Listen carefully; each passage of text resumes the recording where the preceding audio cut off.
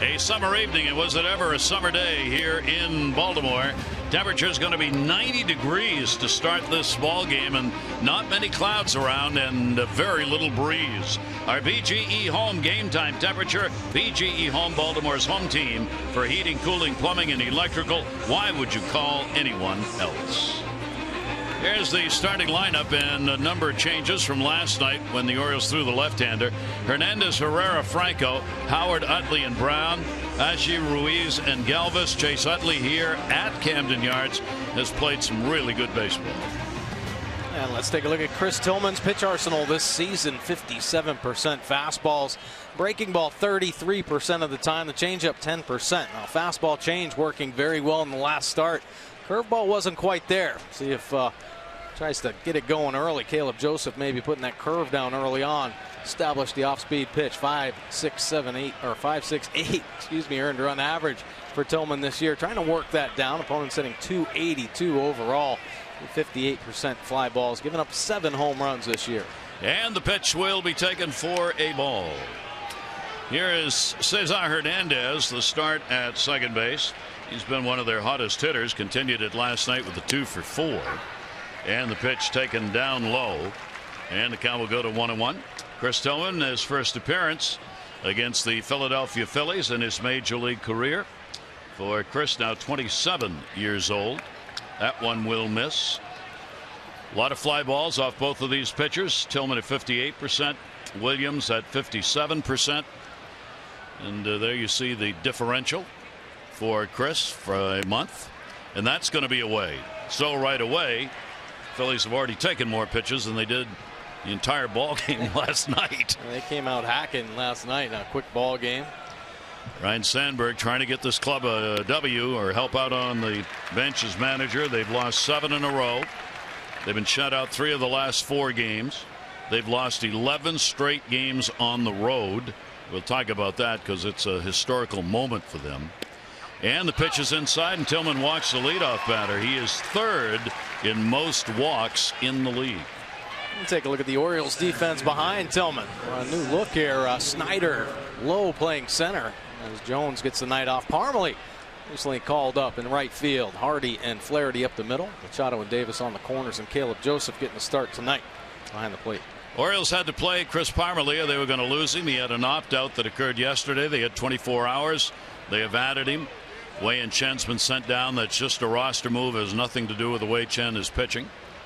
Runner at first, bunted to third. That will be foul. Herrera, the center fielder, trying to lay one down. For Chris Parmalee, the last game he played in the majors, September 27, 2014. He was with the Twins at the time. Now Parmalee back with the Orioles. How long he'll be here, nobody knows. Clearly there are discussions going on about deals, whether he's somebody who'd be involved in one for the Orioles. Who knows? In at third base, Manny Machado. Pitch will be taken away. You've got 2 pitchers in this game who have really high numbers. Jerome Williams is going to be pitching for Philadelphia. Has got the highest batting average of any pitcher by opponents. And Chris Tillman's got the 11th highest batting average by opponents in the American League. These guys have given up a lot of hits, more than innings pitched. Chris has given up 70 and 65. Williams has given up 96 hits in 69 innings. So tonight, both these offenses, at least via the numbers, would be looking to feast. We'll see whether or not that happens. Big lead. Hernandez at first. There he goes. Throw down. There is none. Joseph could not get a handle on that, so Hernandez will get a stolen base. A nasty breaking ball from Chris Tillman. Nice pitch for a strike, but I think it's got a late finish and kind of surprises Caleb Joseph. Can't quite get the handle on the end there. See this beautiful breaking ball. 12-6 break at the end, right down into the zone. Caleb coming out of the chute, but can't quite get the handle. 3 out of 6 for Hernandez. Stealing bases, gets himself in scoring position. 1 ball, 2 strike count on Herrera. And he will take the pitch, and it will miss. Herrera with an RBI opportunity. Phillies did not get a hit in these situations last night. They went 0 for 5. Let's see, Tillman first inning runs, just 4 allowed in his 12 starts this season. It's been a tough spot for him most of his career, but this year just the 4 runs allowed. 2 ball, 2 strike delivery on the way, and a swing and a foul tip into the mitt. And Joseph hangs on to it. Tillman gets the strikeout. Chris Tillman looking like he's keeping his body in control and staying straight forward. Good fastball at the bottom of the zone. Pounding the bottom third there. A foul ball. Caleb Joseph nicely hanging on. So the Phillies immediately 0 for 1 with a scoring chance. Mikhail Franco at third base, thrown onto the ball game last night arguing balls and strikes, but he ended up with 3 at bats. He had an 0 for 3. Breaking ball is going to be in there for a strike. Chris Tillman averaged last year, hitters hit .238 against him. This year .282. Numbers a big jump from last year. Those right-handers hitting at .292 this year. That ball put up in the air, first base side, into foul territory, and hanging on to it's Chris Davis. So Tillman gets a big out, leaves that runner at second base now with 2 down. Nice job right there. Chris Tillman staying aggressive in the strike zone here early on, just missing that leadoff walk, but really responding well. Next 2 batters, like to see him throwing that curveball for strikes early in this ball game. So now it'll be Ryan Howard who'll be the DH in the ball game for the Phillies. The veteran had an 0 for 3 in the ball game last night. Howard will try and get the RBI. He has been struggling at the plate. 3 for his last 23 on this current road trip they're on. And the pitch will be taken up high for a ball. The Phillies have not won a game on this road trip. If they lose tonight, it'll be the first winless road trip of 8 or more games since 1883. Ouch. Which is the year they came into existence. That ball hit in the air, and Adam Ball hit hard and held on to. Parmalee, welcome back to the majors. He got it. No runs, no hits, no errors, and 1 left on an Orioles lineup. Take a look at it in a minute. The Orioles here at home now 21-13. They are second in the American League in home wins. Houston with 22, the only team ahead of them. Take a look at the O's starting lineup, brought to you by Southwest. Book your low fare now at southwest.com. Machado, Snyder, and Paredes, Davis, Parmalee, and Hardy, Flaherty, Joseph, and Lowe. For Chris this season at home, this has been a friendly ballpark. Let's take a look at Jerome Williams' pitch arsenal this season. The fastball 78% of the time. He really likes to use the 2-seam fastball and the cutter. The breaking ball has a curve, and the change 16% of the time. Take a look at his numbers on the year. The 3 wins, a .571 earned run average. Has been eating up some innings, though, up to 69 1/3 for the Phillies this year. And there's a look. The opponent batting average .324. Righties all the way up to .343. And Manny Machado will go after the first pitch and foul it off. Manny had an 0 for 3 in the ball game last night, so that ended his 8-game hit streak. But continuing to have a magnificent month and season with that .282 batting average. He comes in 7th in runs in the American League. And drills it deep to left field, way back, and goodbye home run. Manny Machado on the second pitch of the ball game, and the Orioles have a 1-0 lead.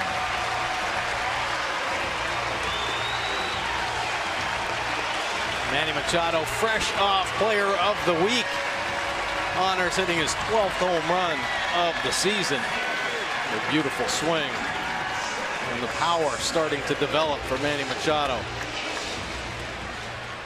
There was no question mark on that one, as he nailed it to left field.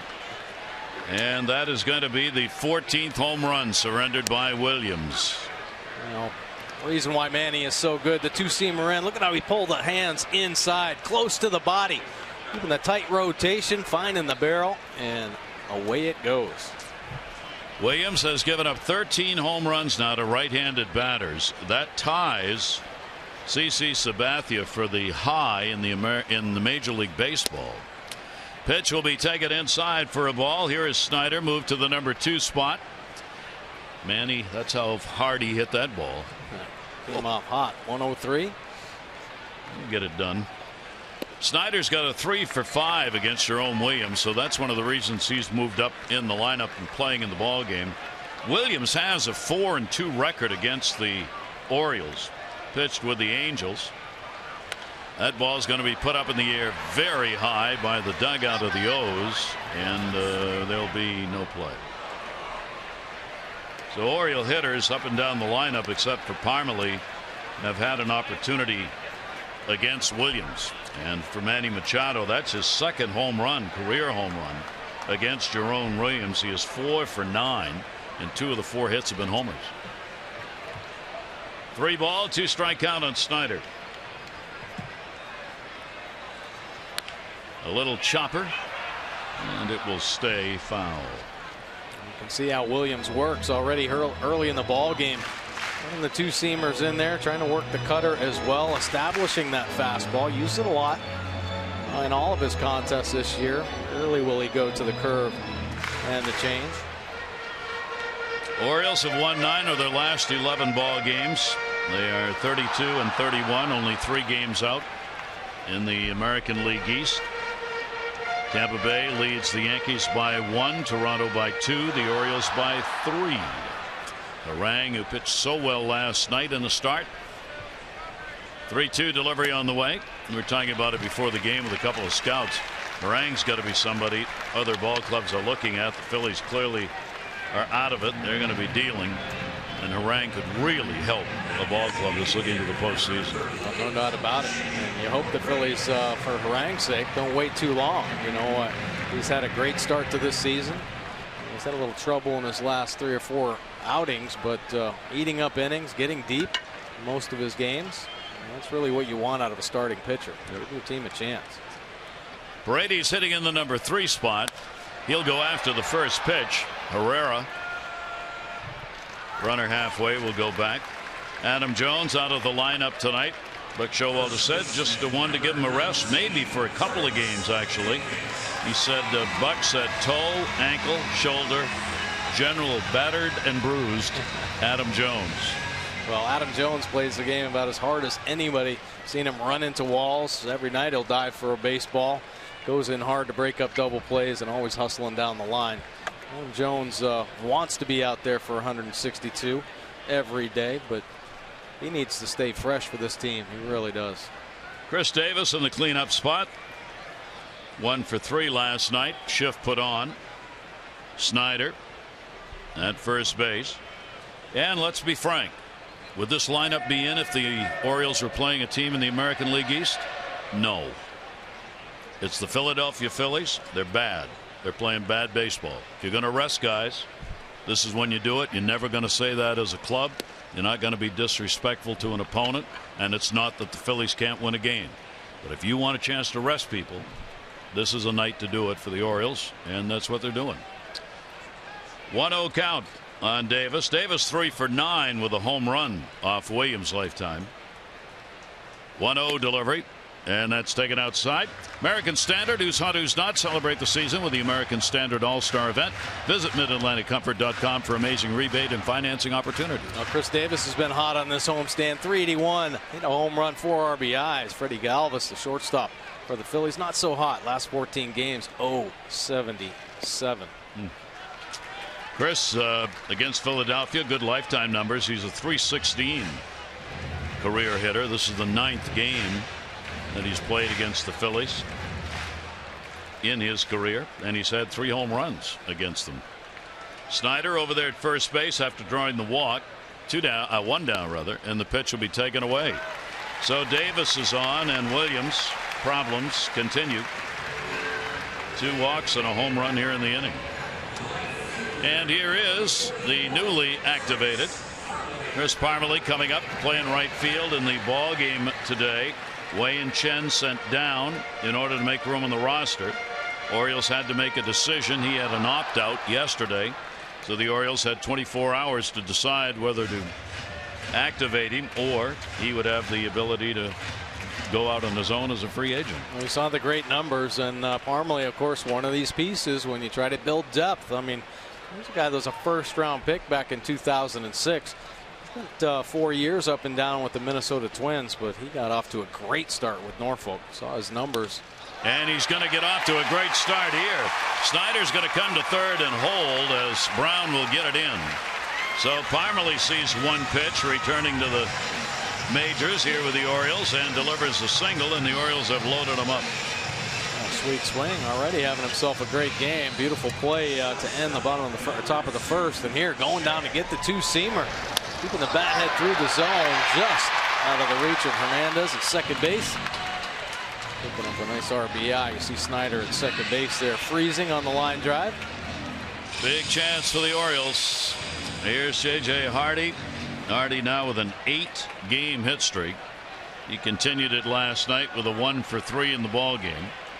He's got the bases loaded, one away, fly ball pitcher. The infield will hope to get a ground ball here, and Hardy will take the pitch, and it is in there for a strike. The 33-year-old right-hander really in a jam here in the first. 4 grand slams in his career. 360 with runners in scoring position this year. And the breaking ball is going to miss down low. 1 ball, 1 strike count. JJ put up those great numbers with runners in scoring position last year as well. The average slowly on a climb for J.J. Hardy. Some injuries in the early going, but he's finding the rhythm and timing at the plate. Starting to spray it all over the place. He's using the big part of the field, though. Most of his hits coming straight away. That's a base hit up the middle. That's going to score Snyder. Davis will be held. So the Orioles playing station-to-station baseball, and Hardy comes through again. RBI single, 9-game hit streak, and a 2-0 Orioles lead. Another great piece of hitting from J.J. Hardy, and that'll prompt a mound visit. Some trouble here with just 1 out in the first. J.J. Hardy hitting the cutter, hitting the extension. Just saying he's staying hard to the middle. Most of his hits the big part of the field here recently. Staying true there. So the Orioles getting 2 Williams. Bob McClure, their pitching coach, as the whole infield drawn in, talking to Jerome Williams. Not only the highest batting average of any pitcher by opponents, he's given up the 4th most earned runs in the National League coming into the ball game. It's just been a real struggle. 324 opponent batting average is so high. Orioles keep them loaded, and Flaherty will get the chance. Ryan Flaherty at 0 for 3 in the ball game last night, but a solid defensive game for Ryan. You see, overall for him, 1 grand slam in his career. He too, 294 with runners in scoring position, so a lot higher than his overall batting average of 242. Williams' delivery, the off-speed pitch, is going to miss away for a ball. I think he's the pitching coach came out to visit. They mix in some breaking balls. The fastball, the two-seamer, and the cutter staying on the same plane. Yeah, it's moving both in and out. But you're not going to fool this Orioles offense with pitches staying pretty similar to the same velocity on the same plane. 1-0 delivery, swung on and missed. Williams had an all-around the majors last year. He was with Houston, got released, signed by Texas, got designated for assignment, and was claimed off waivers by the Phillies. All of that took place last year for Jerome Williams, the 33-year-old out of Honolulu. 1 ball, 1 strike delivery, and a ground foul right straight back. You notice the color of the glove that he wears out there on the mound. Williams has done this in his career in honor of his mom. His name was Deborah. She passed away of breast cancer back in 2001, and so he has always had the pink glove in her memory. 1 ball, 2 strike count on Flaherty. Davis, Parmalee, and Hardy on the bases. Ryan will take it, and it'll miss down low. A good take right there from Ryan Flaherty. We've talked about his bat. He's getting his legs underneath him, limiting his head movement.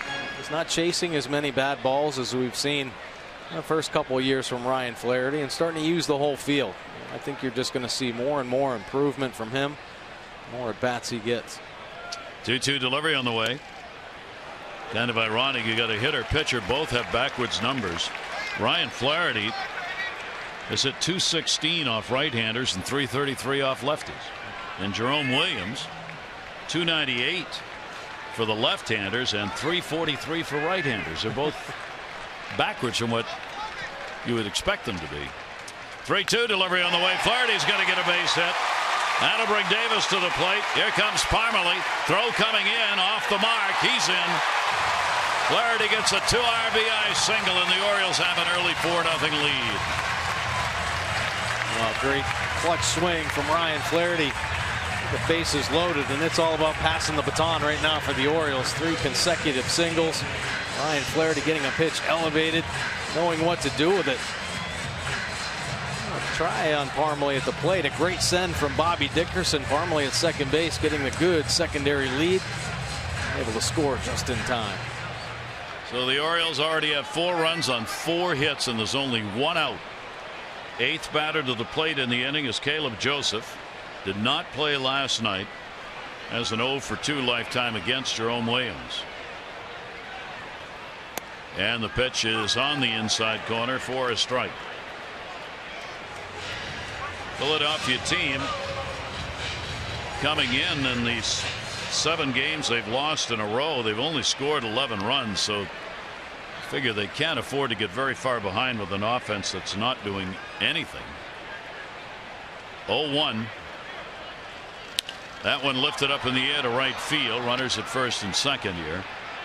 Brown will put it away, and the runners will stay where they are. 2 down. Maryland Lottery contestant of the game, Kevin Hollis from Queen Anne. 500 for being selected. You win 500 for every Orioles home run hit tonight. Play based off buck scratch-offs and win up to $50,000. Enter the Norn winning tickets for a chance to be the contestant of the game at mdlottery.com/baseball. And you've already got 500 for the Manny Machado leadoff home run. So the Orioles have batted around. Here is David Lowe.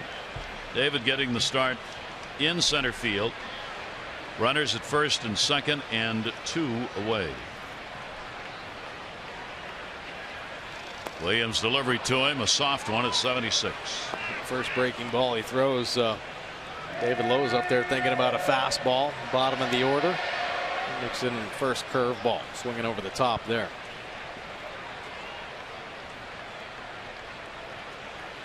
Lowe getting his 4th start in center field of the season. 0-1 delivery to him, sped it up to 90 and kept it down and away. 0-2.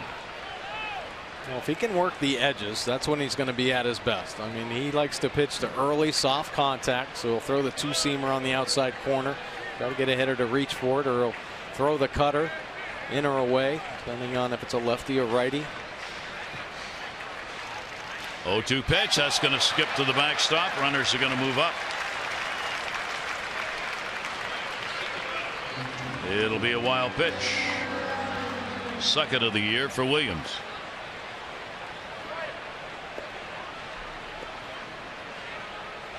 And Sandberg over there just wondering what can he do or say, trying to turn things around here.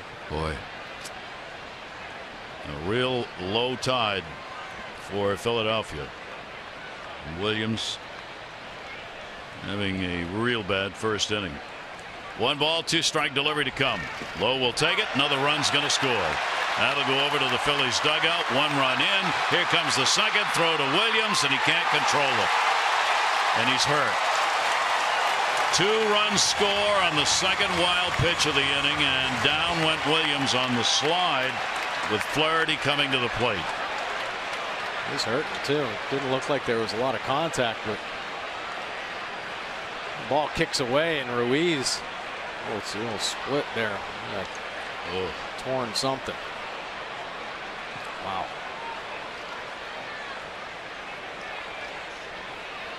Well, great play by Ryan Flaherty. I mean, that's some heads-up baseball right there. Second base scoring on the pass ball. He's out. Williams can barely walk. See that right foot sliding on the softer dirt out in front of home plate. And he goes grabbing that left hamstring. So when the Phillies have to be thinking it can't get any worse, it does. So Jerome Williams, their starting pitcher, coming out of the ball game working just 2/3 of an inning. Throws the breaking ball, kicks away from Ruiz over by their dugout. Good attempt, but as he tries to place that tag down, that right foot sliding away. You see the big skid mark there from his right foot. Looks like he might have torn or pulled that hamstring. So he'll go 2/3 of an inning, 6 runs on 4 hits with 2 walks. Bases are clear, and now Ryan Sandberg will have to go to the bullpen. Dustin McGowan will come on to do the pitching for the Phillies here in the first. Lowe still at the plate. So the Orioles have really exploded here in the first, and they've got a 6-0 lead.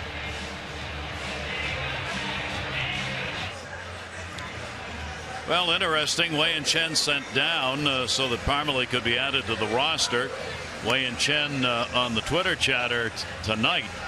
I'm in excellent physical shape. I feel great. I am ready for my next start. I just pitched 8 innings of shutout baseball. I am disappointed my routine is being interrupted. I will continue to work hard and do my best to perform. Thank you for all your support. Buck Showalter is not going to be happy when he sees that. Probably not. I mean, I think Buck Showalter and Wei and Chen had a pretty open line of communication about what potentially was going to happen.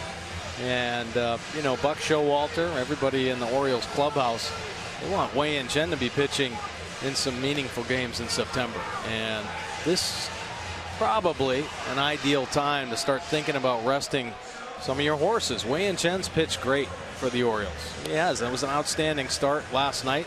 And he's not going to miss his next start. It's going to be done in the minor leagues, and it'll be a start just to keep him fresh, maybe almost like a bullpen session, I think. And it's an opportunity for him to take a little breath and then have a great second half, which Buck Showalter and the Orioles need out of Wei and Chen. And I think that's a big reason why the move was made. I think a look at Dustin McGowan's numbers. The fastball 68% of the time. It's a good one too. 93 to 98 with the fastball. 5.40 earned run average. 17 punch outs. The command not quite there. 18 walks in his 20 innings of work. Opponent's hitting 268 overall. Righties up to 298. Lefties at 229. He is a fly ball pitcher 60% of the time in the air. And 2-2 is the count, and the pitch is a strike, and that's it. So McGowan comes on, gets the strikeout, but the Orioles bat around. 6 runs, 4 hits, including a leadoff home run. Manny Machado, his second leadoff homer this year for the O's, and the 3rd overall for the Orioles.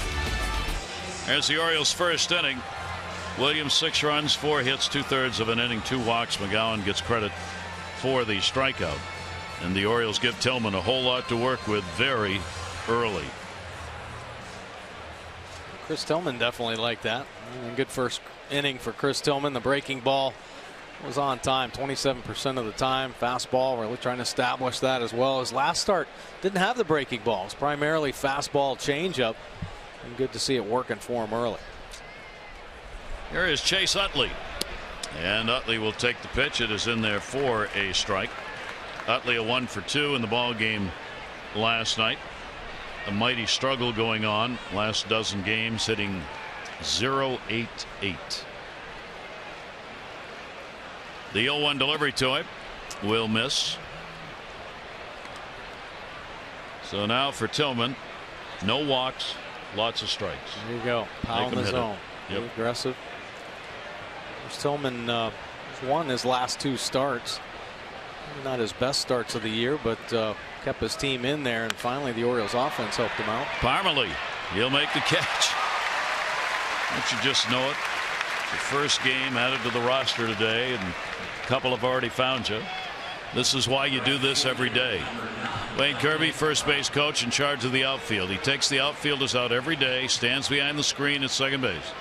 Yeah, always whistle him off that right field wall. And I'm sure his first message, if Parmalee didn't hear it in spring training, was, hey, it's probably one of the best outfields you're going to play with. So you better not disappoint. And a couple great plays already in this ball game on right field from Parmalee. He'll be looking into the dugout to Wayne Kirby a lot tonight on positioning. Brown will take the pitch for a strike. Dominic Brown did not play in the ball game last night. Left-handed batters predominating in this lineup. Franco's a righty. Ruiz is a righty, and that's it. Others are left-handed or switch hitting. Playing in just his second game of the season. He was called up on Sunday. Had an 0 for 4 against Pittsburgh. Pitch will be taken down low. Brown was somebody they really thought was going to be playing a lot of games for them. And hasn't worked out that way. He went down to AAA and hit 8 for 22. 3-1 delivery on the way, and that's fouled back. Orioles have the switch on in the infield against him. Playing him to pull. Orioles very adept at playing this shift and understanding what hitters are trying to do. Bobby Dickerson, the infield coordinator, setting that up along with the scouting from Ben Worthen and Mike Silverman. So this Orioles defense, you see Bobby looking into his magic book there. Looking out at Manny. Now everybody on the infield has to look in to Bobby because positioning changes throughout the count. And he got a good pitch in on the fist. Just fought that one off and out of play. 3-2. Bobby Dickerson has done such great work with the infield, and don't forget it was Bobby who did the work with Manny Machado to move him over to third base. Yeah. How many years ago is that now? Is that 3 or 4 already for Manny coming up? Yeah, back in 2012, Manny was called up. He was playing shortstop in Double-A Bowie, and Bobby Dickerson was the minor league infield coordinator, and they started working him out at third base. The next thing you know, Manny is in the postseason. This is going to be Parmelee's night, by the way. 3 consecutive putouts in right field. Celebrate summer at Oriole Park by picking up the 2015 Birdland Summer 6-pack. Any 6 remaining games, savings up to 20% off the cost of single game tickets. Build the perfect plan. Great rivalry games, bobblehead dates, t-shirt nights. You pick it. Just go to Orioles.com/6-pack or call 888-848-BIRD. 2 away, nobody on. She coming up. Playing in left field. He did play last night. Had a 1 for 3 in the ball game. Had an outstanding April. Just over 300. Since then, 172. And the pitch will be outside for a ball. Yeah, the adjustments that have to be made by young players, and it's really hard when you're on a team that's in a tailspin to keep that confidence going and find veteran leaders that will help you through these problems as a young player. Snyder there to put it away, and that'll do it. A 1-2-3 inning. Orioles coming up here in the second with the 6-0 lead. Well, the Orioles announcing today they've reached an agreement with their second selection, first round of the player draft. Shortstop Ryan Mountcastle, Hagerty High School in Florida. Just 18 years old, introduced to the crowd here between innings. 6'3", 180-pounder. A right-hand hitting shortstop. And will go to the Gulf Coast League to begin his professional career. Well, you know, he was pretty excited today. That smile you just saw, I don't think has been off his face for the last, well, probably since he signed. But very exciting, and I think, you know, kind of an old school draft, taking a shortstop early. A lot of times teams, that's part of their philosophy. Best athletes typically the shortstop, and might not stay at short, but certainly the athletic ability can move around. Adam Jones, of course, signed as a shortstop, and now still wants to play short. Yes, he does. One of the great, our best center fielders in the game. Manny Machado will lead it off again. Dustin McGowan, the veteran, on the mound, and the pitch will be taken. Ball 2. McGowan came on through 1 pitch to get low for the final out. So Ryan Sandberg now will be strapped for pitching here, hoping McGowan could give him a deep relief performance. Machado, the home run in the first inning, leading off the ball game. Manny now 7th in runs in the American League, not only producing in RBIs and home runs, but getting on base for others to drive him in. 2-1 pitch on the way. He'll go after that one in the air, left center field. That's way back, and goodbye, home run! How about that? 2 at-bats, 2 home runs. Number 13 for Manny Machado, and the Orioles have a 7-0 lead. Player of the week. He wants player of the month. Keeps going like this. His name's going to be brought up in MVP conversations. Home runs coming in his first 2 at-bats in this ball game. Of course, Manny Machado leading the team in stolen bases. Tops in almost every offensive category. He's first or second. His 5th multi-homer game in his career. Pitch will be taken up high. The slider. See McGowan getting on the side. Pretty good pitch, too. I mean, that's where you want to put it. It was working itself down and away, and Manny went down and got it. Long limbs helping there. And that'll be fouled away by Snyder. Look at this swing. Nice setup. Great balance, and then explosion. Hips fire through. Bat head direct to the baseball. Unbelievable power Manny possesses with that body. 97 miles an hour off the bat. The first one only came off at 103. Snyder drew a walk and scored his first time up. And for Kevin Hollis, our Maryland Lottery contestant, a good night to be in that position. $500 for every home run hit. The Orioles already have 2. Manny Machado, 3rd multi-home run game this year, and as we said, 5th of his career. And a swing and a miss and an off-speed delivery. And Manny continues to just write a tremendous beginning. Zach Britton's got the baseball out there in the Oriole bullpen. And Manny really feeling good right now at the plate. Great routine going. Great consistency. McGowan off the mound. He'll make the play and record the out. 1 down. Take a look at our Jeep Inside the Numbers. Well, we've talked all year about the similarities between 2014 and this year. Well, here it is. Through the first 63 games, identical record, identical runs scored per game, slugging percentage almost identical, home runs a little bit more this year, but very close. The only true discrepancy, the earned run average, favoring this year, believe it or not. So teams very similar, and good to see that the earned run average down a little bit, but where this team could go. Of course, last year at this time is when the Orioles took off and ended up walking away with the American League East. And well, they've got a great homestand to start taking off from. If they could win this one, have a homestand of 7-1. 0-1 delivery on the way. That one is pummeled to right field, way back, and goodbye, home run. Paredes delivers a long ball. And the Orioles, before they're done 2 innings, already have 3 home runs in the ballgame as Jimmy Paredes picks up number 7. Well, this is a confident offense right now. Great swings, and fundamentally about as sound as you'll ever see. Paredes, a beautiful swing, squaring up the baseball, covering it. A lot of hard hit balls on this homestand. Another $500 for Kevin Hollis, our Maryland Lottery contestant who's loving this game. Chris Davis drew a walk. He scored his first time up. Much like Manny's first home run, setting up inside, has to keep the hands in tight. Well, you got to find a way to get the barrel to the ball. Paredes does with limited body movement. Good power there. Chris Davis will take the pitch down low. For Manny Machado, he has had 9 home runs here at Camden Yards this year. For Paredes, that is his 4th home run at home for the 7.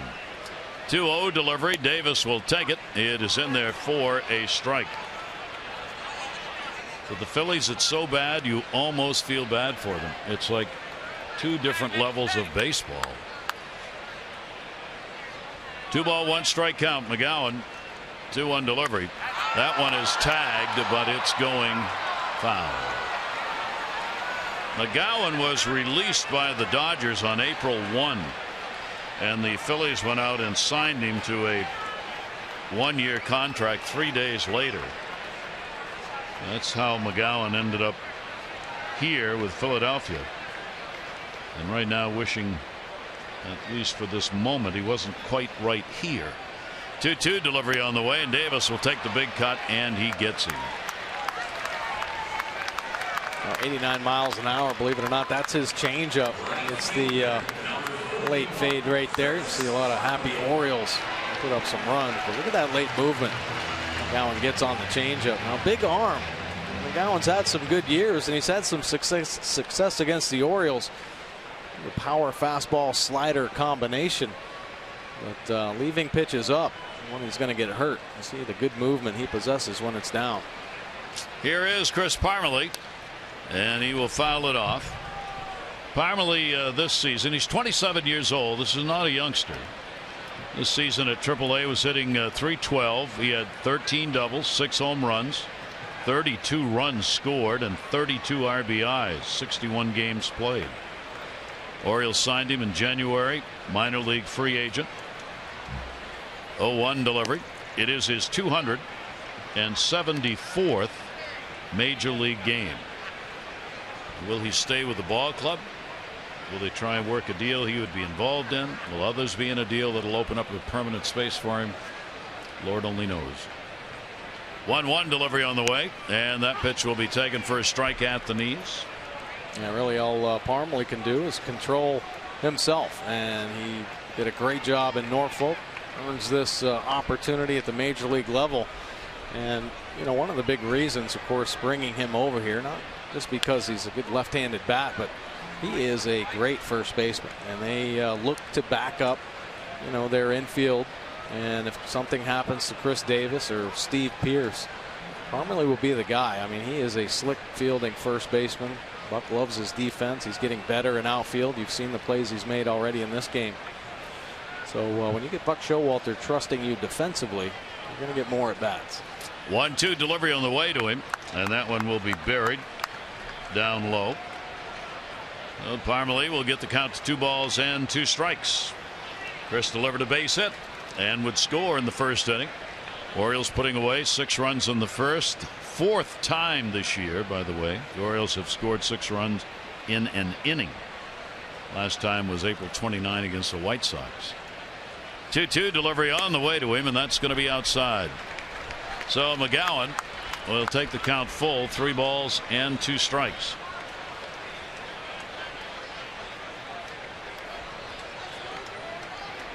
The Orioles came into this game having upped their run differential to 19 coming into the game. Now it's 25. 3-2 delivery, and that one pumped in the air to center field, way back, and Parmelee's got one. Goodbye home run. Maybe a stick around for a while. Chris Parmelee delivers a long ball on his first day back in the majors since the end of last season.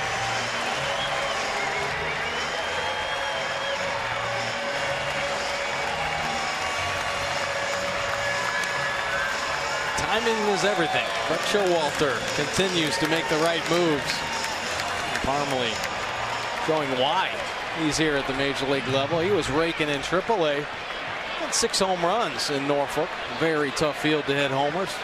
Happy to be swinging it here at Camden Yards. And the Orioles a 9-0 lead. They have had home runs by Manny Machado, Jimmy Paredes, and Parmelee in this inning, and 4 in the game. Swing and a miss by Hardy, who picked up an RBI and a base hit, scored a run his first time up. Take a look at Parmelee's swing. This is a 3-2 count, and he gets on an inside fastball. Talk about clearing the hips. Sweet swing there. That ball went a long way. 0-2 comes off the plate. Baltimore chop. Stays fair. It's a base hit, but it won't. Kevin Hollis got another $500. Our Maryland lottery contestant. That's the first home run for Parmelee since September 16th of last year. He got it playing for Minnesota against the Angels. McGowan's going, what is going on here? For Parmelee, his 25th career home run at the major league level. 0-2 count, 2 down.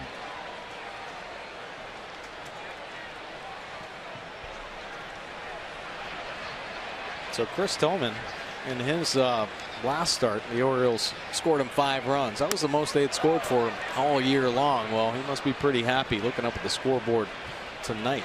9 runs on the board. He spent a lot more time over there on the bench than he has out there on the mound. 1 ball, 2 strike delivery on the way by McGowan, and that is going to miss down low.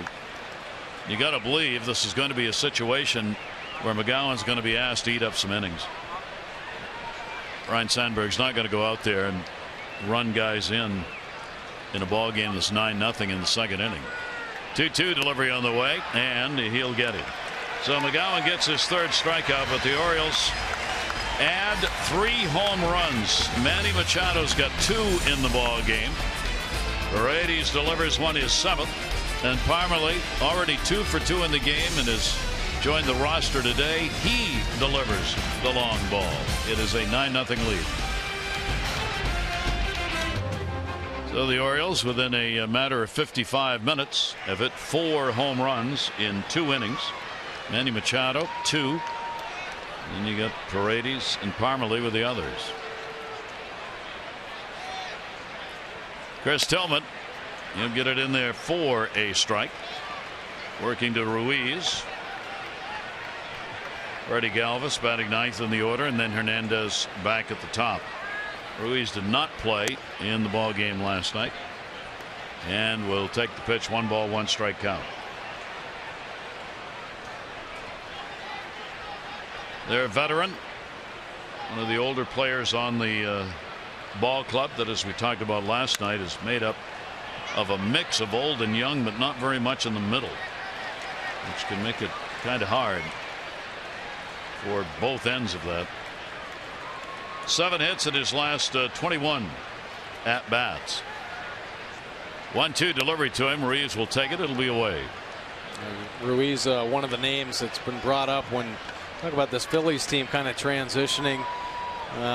Ruiz, one of the veteran players that just signed a big contract, so kind of hard to move some of these players. Utley just signed a 2-year extension, and Howard's still making a lot of money.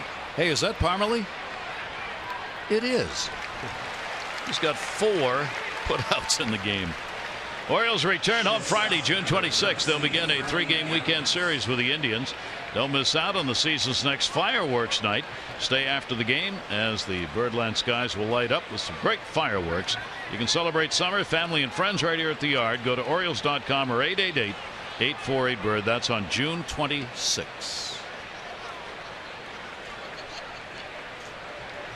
Freddie Galvis, switch hitter, 0 for 3 in the ball game last night, and he will take the pitch in there for a strike. Galvis really struggling at the plate. 120 over his last 23 games. Fouls that one away. Well, like the Orioles offense is getting hot, and we talk about passing the baton and everybody feeling comfortable in the lineup. Well, the same thing holds true when you're a struggling offense. Everybody trying too hard, want to be the guy that really shakes things up, do something special to spark the offense. And this Phillies offense, we talked about their struggles, their inability to score runs here recently. Probably just this team just trying too hard. Everybody wants to be the guy. You want to break it open and get them playing a little bit better. Phillies have not scored a run in the last 23 in the 3rd innings. 2 ball, 2 strike count. Pitch on the way down the left field side. That will be out of play. The Orioles head to Philadelphia after the ball game for games 3 and 4 of this 4-game set. It'll be Ubaldo Jimenez, Kevin Correa going in the ball game tomorrow. Bud Norris, Sean O'Sullivan. That's going to be a base hit. So there's the first hit of the ball game for the Phillies. Their number 9 hitter, Freddie Galvis, gets it. 1 down and 1 on. Good piece of hitting right there. Staying short, picking up a clean base hit back up the middle. Now with 1 away, the top of the order, Cesar Hernandez drew a walk, was stranded in the 1st inning. Tillman's delivery will be in there for a strike. Won't be much running going on for the Phillies, no matter who's on base, when you're down 9-0 in the 3rd inning.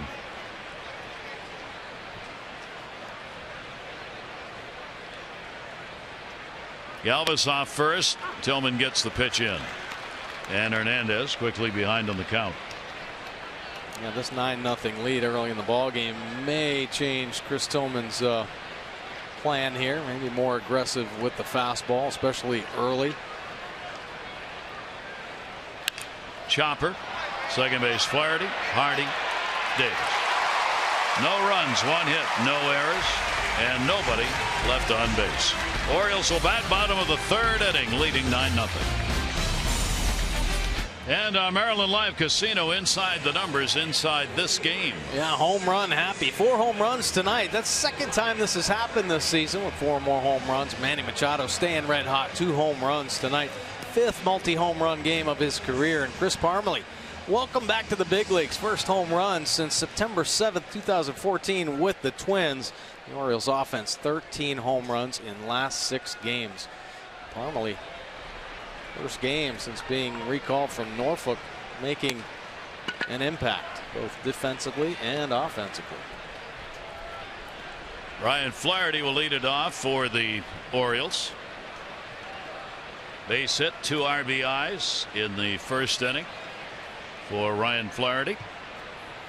And the pitch will be taken up high for a ball. The Orioles continue to pound out here at home. Told you they've got the 21-13 record here. They have averaged just under 5 runs a game at home. 3.5 on the road. Their ERA home and road is almost exactly the same, but their offense much better, both in runs scored and average. They hit 274 at home, 236 on the road, and that's prior to the numbers that have been put up here tonight. Flaherty with a 2-ball 1-strike count. This will be taken down low for a ball.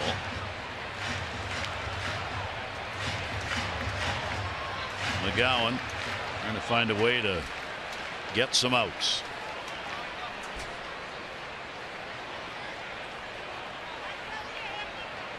(3-1) delivery. Flaherty will foul that one straight back. And you know the Phillies are on the phone right now. You hope Jerome Williams is going to be okay. Went down hard, maybe hamstring or groin problem, so they're going to need to bring another pitcher there. Now, depending on how far McGowan can go, trying to save this bullpen. Orioles will see how that works out when they go to Philadelphia tomorrow. 3-2 delivery on the way, and that's a walk. And a leadoff walk here in the 3rd inning for the O's.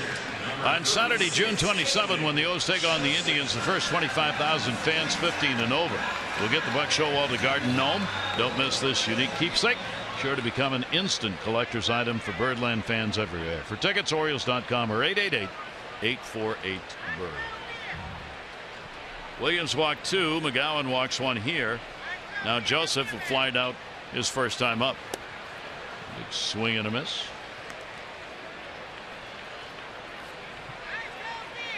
Caleb getting still plenty of playing time with Showalter wanting to rest Matt Wieters as Matt gets back into game shape here at the major league level.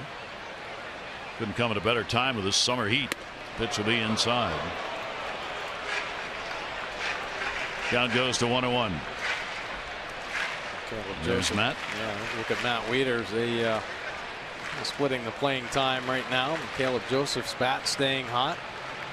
Especially here on this homestand. Picked up a home run. 4 for 10 before coming into this game.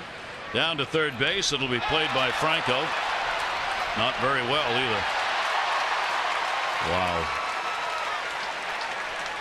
That'll be an error on what should have been a double play. And the Orioles have runners on at first and second. Nobody out. Young mistake here. Pretty routine ball. Finds an in-between hop though, and then when he recovers, can't get his feet lined up. Erratic throw. If you can't create any momentum, you're taking a chance. See the ball eat him up, and then rushing the throw after he barehands it. Pulls Utley off first base for the E5. So the Orioles have 2 on and nobody out. And Lowe will get the opportunity. A strikeout victim is first time up. Manny Machado waiting on deck. infield. Will be a double play depth here. McGowan's delivery, and that will be taken down low for a ball. Last year for McGowan, he ended up with a 5-3 mark. Orioles have seen him with Toronto, of course, for a number of years. 1-0 pitch on the way. Oh my! Way back in right field, and goodbye home run. May have gotten onto Utah Street. David Lowe with a 3 RBI homer, and the Orioles lead it 12-0. Their 5th home run of the game, 4 off McGowan. And David Lowe taking advantage of his opportunities. Couple home runs now. Last 3 or 4 at bats. A pinch hit home run a couple nights ago. Delman Young. What the heck's going on here? And up and over the flag court. Wow. Did he ever launch that one? And the pitch will be inside to Manning. Take a look at this swing from David Lowe. He's setting up on the outside corner, but it's on the inner third, and David Lowe just dropping the head on it. 1-0 delivery. That's down to third, played by Franco. And they will finally get Manny Machado. Had 2 home runs. As you would expect, the 5 home runs are a season high for the Orioles, and you wonder what this will look like. Sometimes you get these big innings early, and then the whole game just kind of falls into place, and you don't get more, or it keeps on going. And we'll see what happens here in this ball game. One of the runs will be unearned. Just 1, though. Here's Travis Snyder. Snyder will take the pitch down low. Snyder has drawn a walk, and he is grounded out. For David Lowe on the season, his 3rd home run, 6 RBIs. He equaled his output of RBIs for the year in that one swing of the bat. He had 3. He added 3 on that one. Good for him. I mean, David Lowe works hard every day. Doesn't get the playing time that he wants, of course, but these type of opportunities, he continues to take advantage of them and swing the bat well. He will play. Foul back. And a 2-ball, 1-strike count.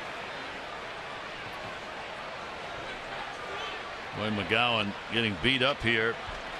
Had to come on to get the final out of the 1st inning when Williams left with the injury. And has had no luck whatsoever.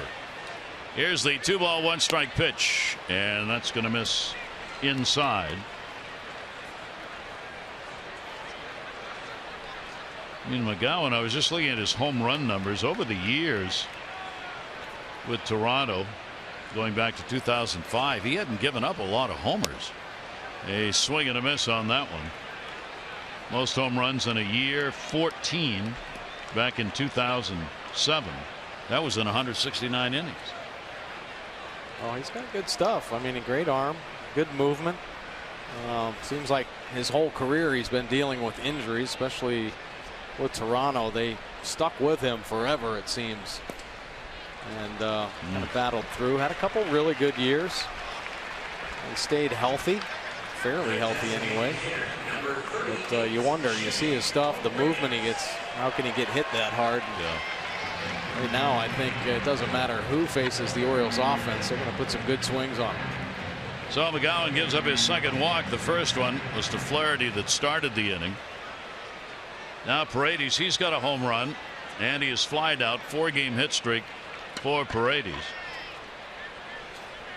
Infield again at double play depth here, and that'll be inside for a ball. McGowan had given up only 2 homers in 20 innings since joining Philadelphia, and he's given up 4 in an inning plus here in this game. 1-0 count, and that pitch will be taken for a strike.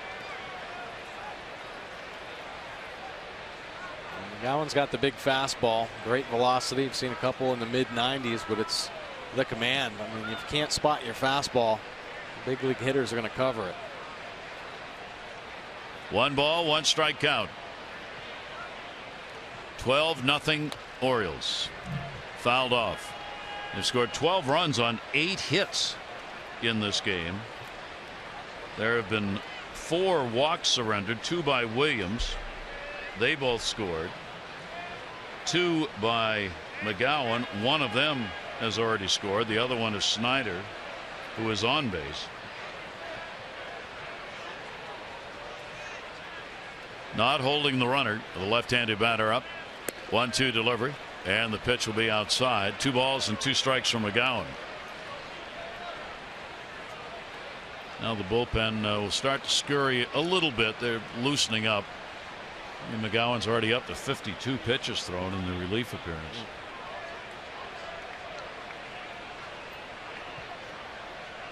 Here's the 2-2 delivery on the way, and that'll be fouled back. The Orioles not wasting their at-bats, taking good swings, a lot of hard outs. Even early in this ball game, of course, 12 runs. I mean, there's going to be a lot of really good contact, but every hitter, good approach when he steps up there. Not throwing the at-bat away. 2 balls, 2 strikes.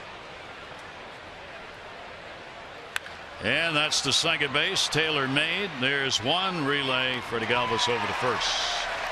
The Orioles will come up with 3 more runs. It was David Lowe's turn as he drove one to the back of the flag court.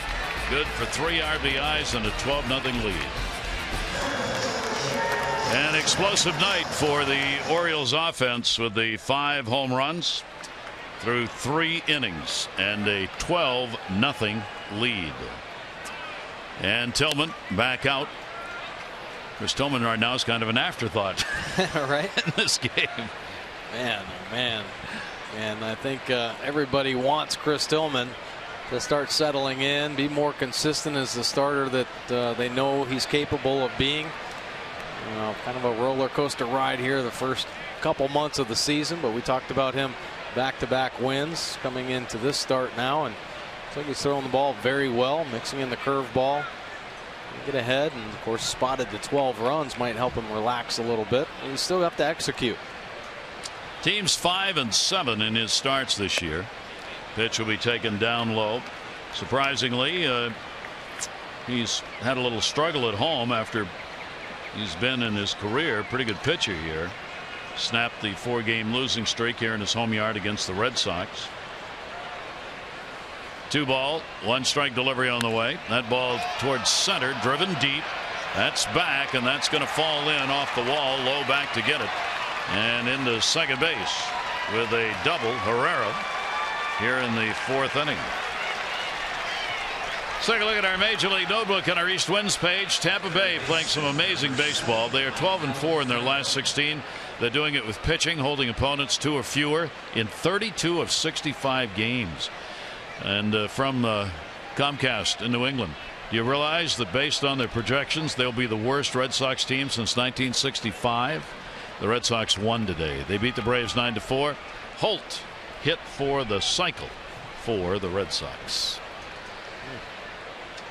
So they got out of the funk at least 4 a day. Holt had a double in the 1st, single in the 5th, homered in the 7th, tripled in the 8th. Last Red Sox to have the cycle, John Valentin, 1996. Holt's having a great year offensively and defensively. One of those great super utility players. John Farrell moves him all over the place and doesn't take anything away from his offense. Every night, quality at bats. Good for him getting the cycle. Leadoff double. Herrera's on at second base. Mikhail Franco. Franco popped out his first time up. Howard, the cleanup batter, waiting on deck. Phillies batting here in the 4th inning.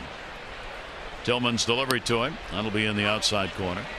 12-8-0 for the Orioles. 0-2-1 for the Phillies. Orioles haven't left anybody on. How about that? You got 12 runs and 8 hits. You haven't left anybody on base. No. Woof. The home runs clearing the bases. 1-2 delivery on the way, and that'll be inside. Congratulations to Pat Murphy, longtime Arizona State Notre Dame baseball coach named as the interim manager for the Padres today. Unfortunately for Pat, Padres lost 6-5 to the A's. Murphy had been their AAA manager in El Paso. 2 ball, 2 strike count.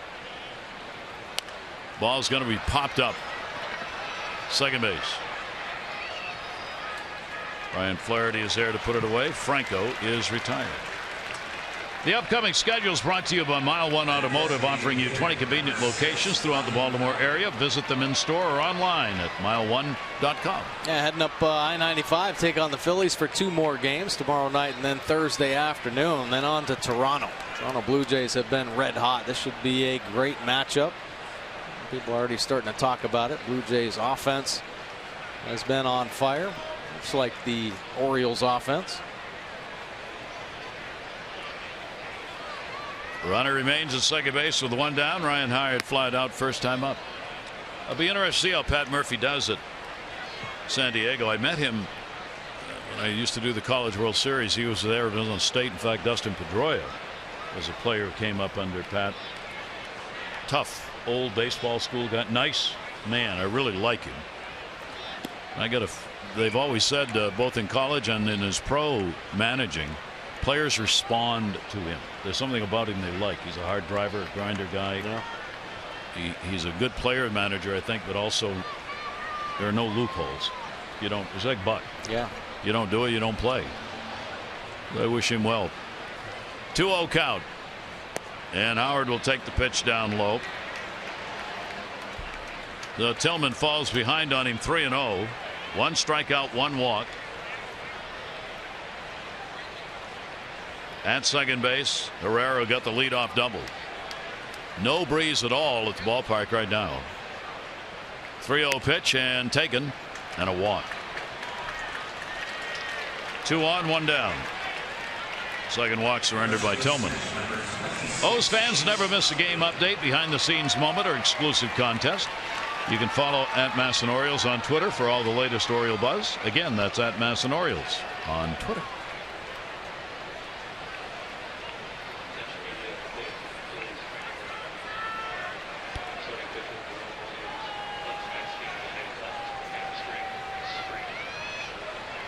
Two on, 1 down. Here's Utley, flied out his first time up. Veteran Utley will take the pitch. It is in there for a strike.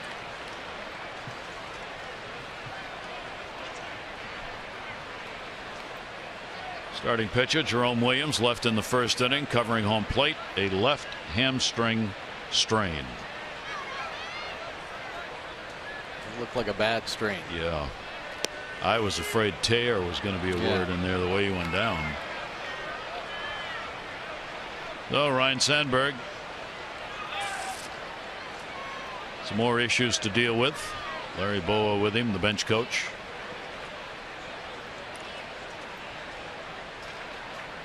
One ball, 1 strike count.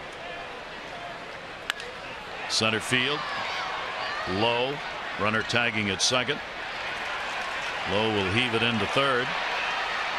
Ball will get away. Backed up though by Tillman. And Howard will stay at first base. 2 down.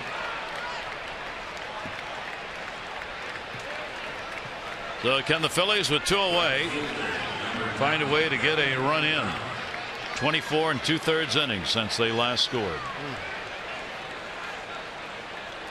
Really hard. This team's in the what can happen next kind of category. Every game really struggling, finding themselves behind the Orioles yesterday's ball game, and now way behind here, and dig themselves out, play for pride. Here is Dominic Brown starting in right field. He flied out to right his first time up. He'll go the other way, foul. Last time the Phillies lost 11 on the road. Got to go back to 1999 when they had a 12-game stretch. That's what they face here tonight. Their 12th consecutive road loss. 0-1 pitch. That'll go to first. That'll go to Flaherty. And that'll go to nobody, and the Phillies have a run. Davis dove, redirected. Flaherty knocked it down, couldn't get a handle. Tillman wasn't over there anyway, so a run in. And that ball did not want to get caught. Evades Davis and Flaherty. That run was meant to cross for the Phillies. Smashed by Brown. Davis going down to a knee. Ball stays low, doesn't come up for him, but deflects it a little bit, and then Flaherty can't get the handle. So it'll be an infield hit, a single. Brown gets the RBI. Herrera scores, and it is 12-1. And thus ends the scoring drought. Ashe up. That's a wild pitch. Way down the line at first, almost closer to Davis than Joseph. A couple of these balls pitchers have spiked, have kicked well away from the catcher. Show their athleticism as they run it down, both Ruiz and Caleb Joseph. So now two in scoring position. Second wild pitch of the year by Tillman. Changeup. Holding on to it a little bit too long. Catches the knee pad and bounces out closer to Chris Davis than home plate. Ashe with 2 away and a 1-0 count. Shift on in the infield against him. Flied out to left first time up. Will swing through that one.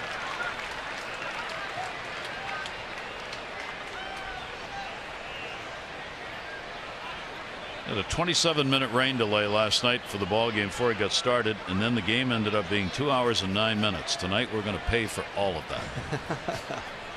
1 ball, 1 strike count with 2 down. Ashe takes it. It'll miss down low. Already 65 pitches thrown, and you had a 12-0 lead. Well, Chris Tillman always trying to work and make himself better. We've seen his delivery kind of change over the years, now pitching primarily from the stretch just to keep it in sync. I mean, the tall guy, he's like 6'7", so hard to get all the working parts in order. So trying to make everything a little more compact. And here in this ball game, even with his finish, it looks like he's trying to stay true to home, try to keep all the power and energy driving towards Caleb Joseph. In the past, at times, maybe falling off towards the first base side too much, losing a lot of pitches to his arm side. 2-2 delivery, foul. Ashe getting way around on that one. Tillman has had this year, first time through the order, teams hit 200. Second time 321. Third time 333. So as they get a look at him, the numbers jump dramatically in games. 2 ball, 2 strike count. Ashe will put it up in the air to center. Low. Has it. That'll retire the side, but the Phillies do get a run. They do it on 2 hits, and they will leave a couple on base. 12-1-0s. In our Major League Notebook, if you're not familiar with John Thorne, no relation, no E on the end either. He is baseball's official historian. Kind of a neat article on his website. John Kiernan, back when the New York Times was writing about Babe Ruth and his 60 home run season, wrote this great poem. He's the Prince of Ash and the King of Crash, and that's not an idle jest. He can hit that ball over the garden wall, high up and far away, beyond the aftermost picket lines where the fleet-foot fielders stray. He's the boogeyman of the pitching clan, and he clubs them soon and late. He has manned his guns, hit home runs from here to the Golden Gate. With vim and verve, he has walloped the curve from Texas to Duluth, which is no small task, and I beg to ask, was there ever a guy like Ruth? Poem by John Kiernan, New York Times, as the Ruth was on his way to the 60 home run season. John always has interesting articles on baseball. I enjoyed how you read that poem. That was very good. Well, I do voiceover work anytime you'd like to. 0-1 count. Do you like poetry? Seriously. No, you don't. You can say no. I mean, there's not. Yeah. No, I really do. I really enjoy poetry, more of the old rhyming poetry than the modern day poetry that tends not to have the rhymes in it. I thought that was pretty neat. That was kind of a nice poem. Kiernan was a great writer for the New York Times back in the heyday of the Yankees. 1 ball, 2 strike count. McGowan doing the legwork here in this one. Davis drawn a walk and struck out. 1-2 pitch on the way to him, and that's outside.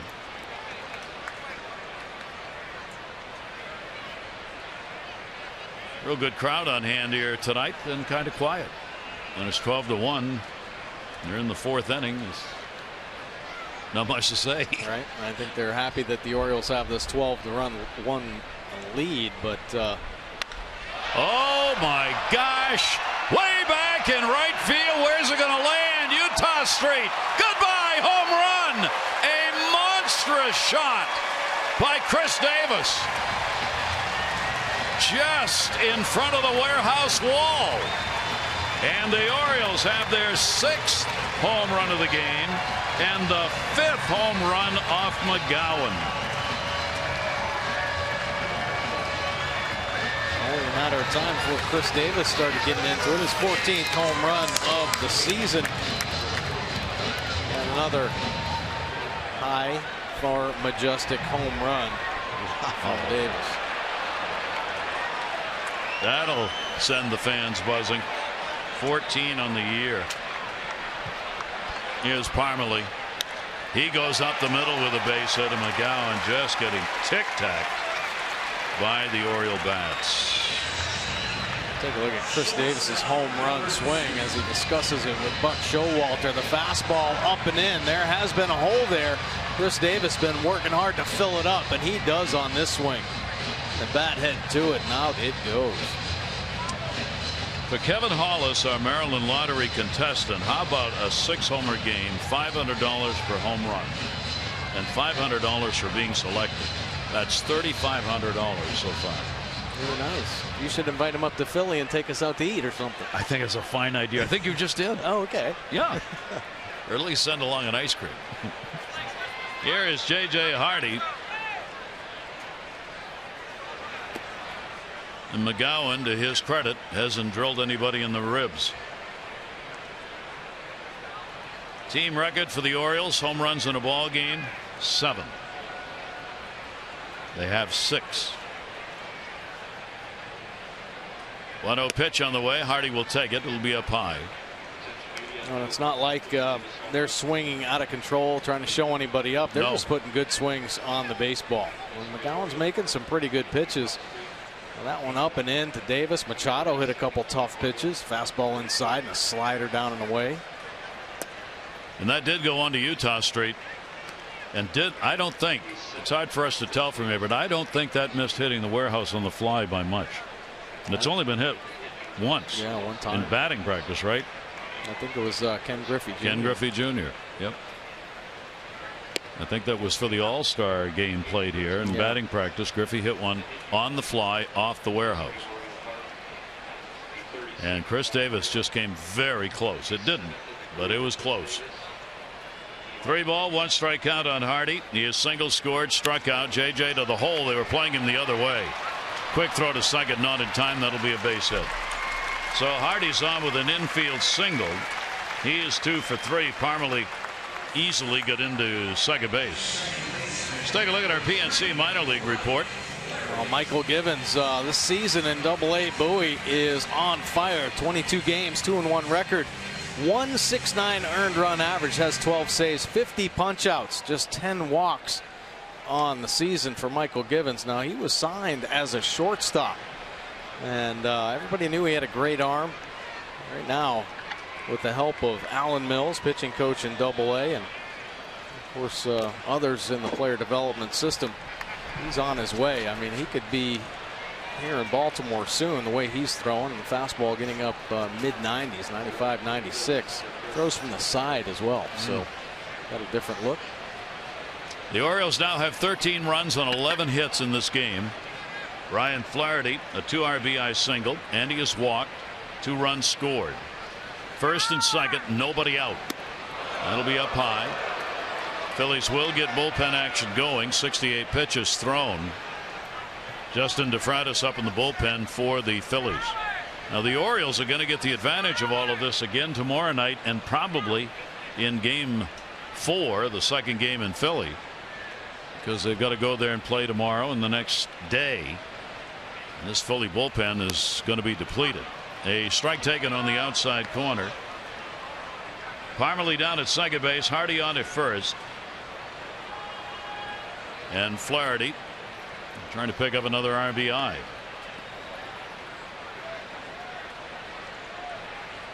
Well, I know coming into this homestand, we were talking about the Orioles having great success this season with runners in scoring position.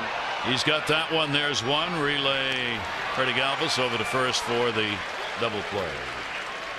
But they didn't have many opportunities. Well, they're making up for it here on this homestand. A lot of chances and been very successful. Moving over to third base is Parmalee. There are now 2 down. We told you the 7 home runs is the Orioles team record for homers in a game. That's forever. They have done it 3 times. The last time was in September of 2012 against Toronto. They're 1 shy of that mark tonight with 6 home runs.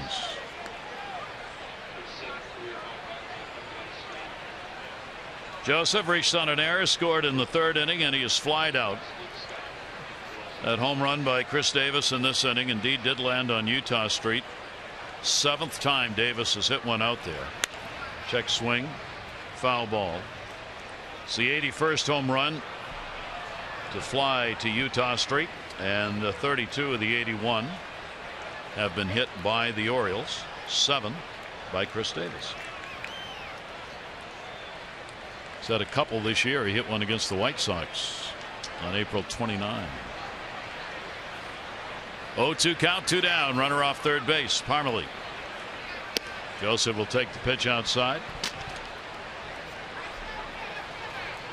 These are the nights when the record books are being fanned open.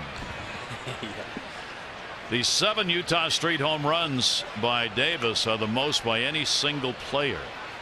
Luke Scott had been tied with Chris with 6 prior to that last home run he hit. 1-2 pitch on the way and a swing and a miss. So Joseph is retired. So are the Orioles. They get a run, 3 hits. Chris Davis launching one to Utah Street over everything. You see the hop. It ended up 1 hop to that windowsill. Yeah, time for your Geico highlights. Orioles taking on the Phillies, and they are home run happy. Manny Machado with the bomb in the 1st inning, get things underway. It's a fastball in, but he gets a slider as well. Puts it out in the Orioles bullpen. Jimmy Paredes staying hot. It's a bullet to left field. 3rd home run for the O's. Then Parmalee. He continues to hit. He was raking in Norfolk, gets the call and goes deep. David Lowe, 2nd home run. His last 3 at bats. That crusher putting the cherry on top. Out onto Utah Street. Orioles offense coming alive. Long ball happy tonight. Remember, Geico, 15 minutes could save you 15% or more on car insurance. Visit geico.com for a free rate quote. Chris Davis, one they'll remember, those at the ballpark watching that one go. Here is Carlos Ruiz. Tillman's delivery. 1 ball, 1 strike to him. Ruiz flied out first time up. 8, 9, and 1 in the order for the Phillies. 1-1 delivery on the way. Popped it up right field. Hardy, or rather Flaherty going back. Called off. Parmalee reaches and gets it. Almost collided, and another out recorded by Parmalee. That's his 5th. There you go. Good concentration from Parmalee. Flaherty thought, hey, I'm going to go back and catch it until I hear something. And right at the end, Parmalee giving the call, but stays on the baseball. Very important. You're going to holler, holler, holler. You better keep your focus, and he does come up with the out. Busy night. Chris Parmalee in right field. Freddie Galvis up. Galvis a base hit, 3rd inning. Was their 1st hit of the game. Phillies a run on 3 hits. Orioles 13 runs on 11 hits.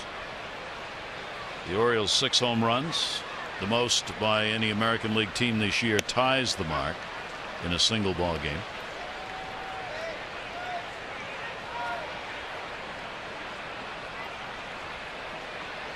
One ball, 1 strike count. Tillman's pitch, 89-mile-an-hour fastball, to 1 ball, 2 strike count. I like the way Chris Tillman's throwing, and I know it seems easy when you're spotted the huge lead but you have to keep your focus, maybe even more so in these kind of games. Mind can wander, can't it? Exactly. It's easy to get caught up with everything that's going on in the dugout, guys jumping around, all kinds of sunflower seed showers going on. And as the starting pitcher, you got to take it like it's a 0-0 ball game. You got to go out there and execute your game plan. Towards the hole, Manny Machado. And there are 2 down. On Sunday, June 28th, first 20,000 fans 15 and over, the Orioles-Indians game at 1:35. Get an Orioles cap presented by DAP. Don't miss this annual fun favorite while you enjoy a summer afternoon at the Yard. For tickets, Orioles.com or 888-848-BIRD. A little poetry right there. Very good. An Orioles cap. The old DAP cap. Presented by DAP. How's that for a sunset? Beautiful. Pitch taken away. In our dear old home state of Maine today, the high was 59 degrees. Huh. Huh. 59. 1-0 count with 2 down. Foul back on a big cut. Hernandez has hit into a double play and drawn a walk. Cesar Hernandez leadoff spot at second base. So is summer over in Maine right now, or? One never knows, does one? That's right. And you don't know when it started, so it's a real it's a malaise. 1 ball, 1 strike count. And thought about going around, but held off. Now the Orioles moving parts continue to move, with Parmelee coming up today, Chen going down. He'll be pitching his next start at Frederick. Buck Showalter said before the game he's scheduled, penciled in to pitch for the Orioles on the 26th. And he comes back up. In Toronto, Wright's going to apparently open it up in the first game. Could be Kevin Gausman in the second game in Toronto, and Tillman in game 3. Up in the air, left field, and that'll be hauled in as Snyder goes over to get it. 3 up and 3 down here in the 5th. The Orioles on top of the Phillies 13-1. Folks enjoying that sunset way upstairs there. Orioles have the 13-1 lead in the ball game, and McGowan is out. Yeah, now it's time for a little relief for your car too. Visit Jiffy Lube for regular oil changes and help prevent damage and wear to your engine. Jiffy Lube, drive in today. Justin DeFreitas into the ball game. Fastball 60% of the time. It's a good one, 90 to 95 miles an hour. 2-seamer, 4-seamer, breaking balls, slider, and the changeup. Straight change, 84 to 87 miles an hour. 30 games this year, 3.38 earned run average. Has 32 Ks in his 32 innings of work.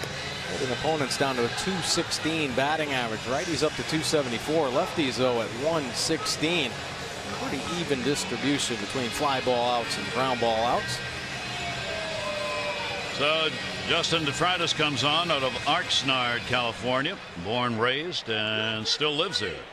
He is 27 years old. Has been in the Phillies organization from the get-go. 11th round pick in 2007.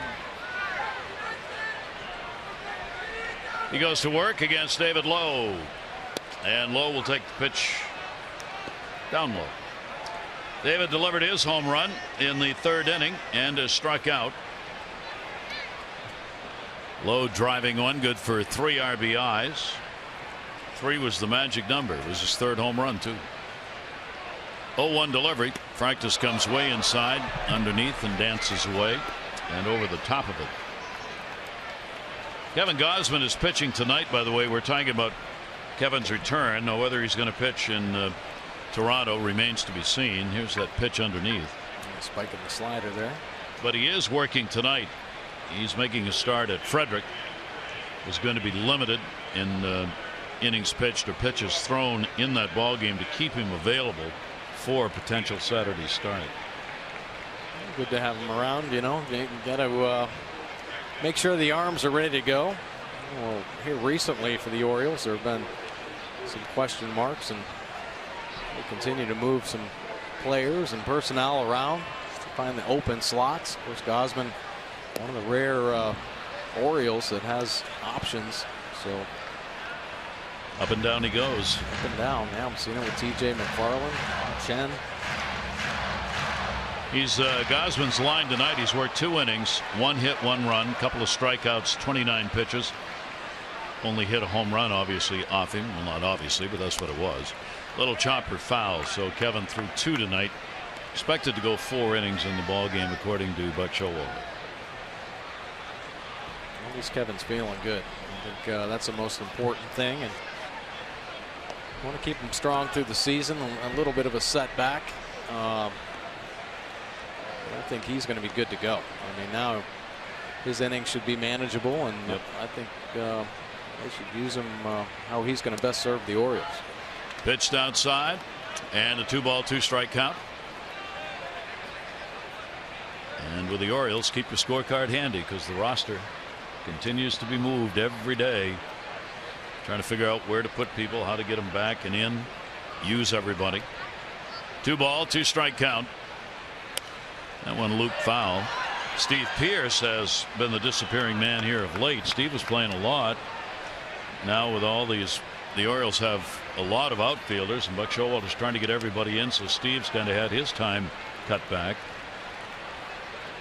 And that happens to virtually all of these outfielders. Today you've got Snyder and Lowe both starting, with Adam Jones getting a rest today and maybe again tomorrow. 2-2 pitch off the fists and back into the seats. Yeah, Steve Pearce, unfortunately, more time on the bench, but you think of his value, though, first couple months. Yeah, he wasn't hitting the way Steve Pearce did last season, but Buck Showalter wasn't afraid to move him over to second base. There was a stretch where he played 4 straight games at 4 different positions: first base, second base, left field, and right field. So a very versatile player, and certainly adds a lot of value to this team. Orioles hoped the numbers they saw at the very beginning of the season for him would continue. They did not. Steve got off to a red-hot start. Now at 212, 6 home runs. 6 home runs, though, and 22 RBIs. Yeah, it's great. And he's been swinging the bat great here recently. He had a good homestand for the limited amount of playing time. So his average, I mean, he was under 200 for 2 months. So it's on the climb now, and would expect to see him in the lineup shortly. The way Buck uses the players. 2-2 delivery and a swing and a miss. The strikeout, and that'll bring up Manny Machado and our Lexus drive of the game. Oh, how about a fastball inside? He gator arms it, but gets a good part of the bat on. Hits a home run, number 12. Then he gets a slider down and away. Sends it out to Zach Britton in the Orioles bullpen for number 13 on the year. Wow. Drive of the game brought to you by Lexus of Towson, the area's #1 volume Lexus dealer, 5 years running. See why. LexusofTowson.com. As Manny got 3 in the bat here in the ball game tonight. He'll take the pitch outside. He got the lone home run off the start of Jerome Williams. He got one of the 5 home runs off McGowan. Now he gets a chance against the Phillies' 3rd pitcher of the night. DeFrancis with a 1-0 delivery on the way, and that will be outside. You see the last 3 homer game. Chris Davis against the Pirates back in 14. And now Manny Machado trying to have a 3 homer game here tonight.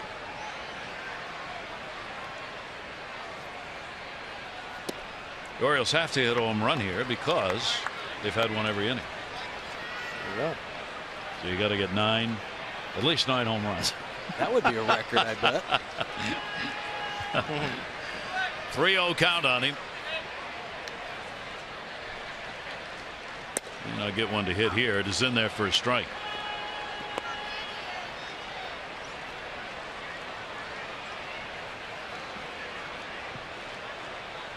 Well, 2-0 slider. You wonder here in the 3-1 count, is he going to flip up another slider? Keep Manny guessing.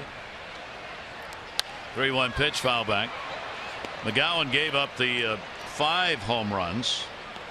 Previous high for him was 3, leading to the inevitable question: what pitcher gave up the most home runs in a ball game ever? His name was Charlie Sweeney.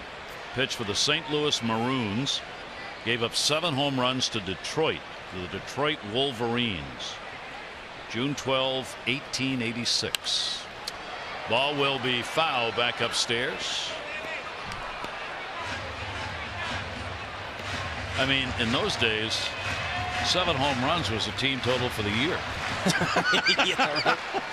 But he had a complete game, I bet. He probably had that's right. He probably had a complete game and probably won it. I don't know.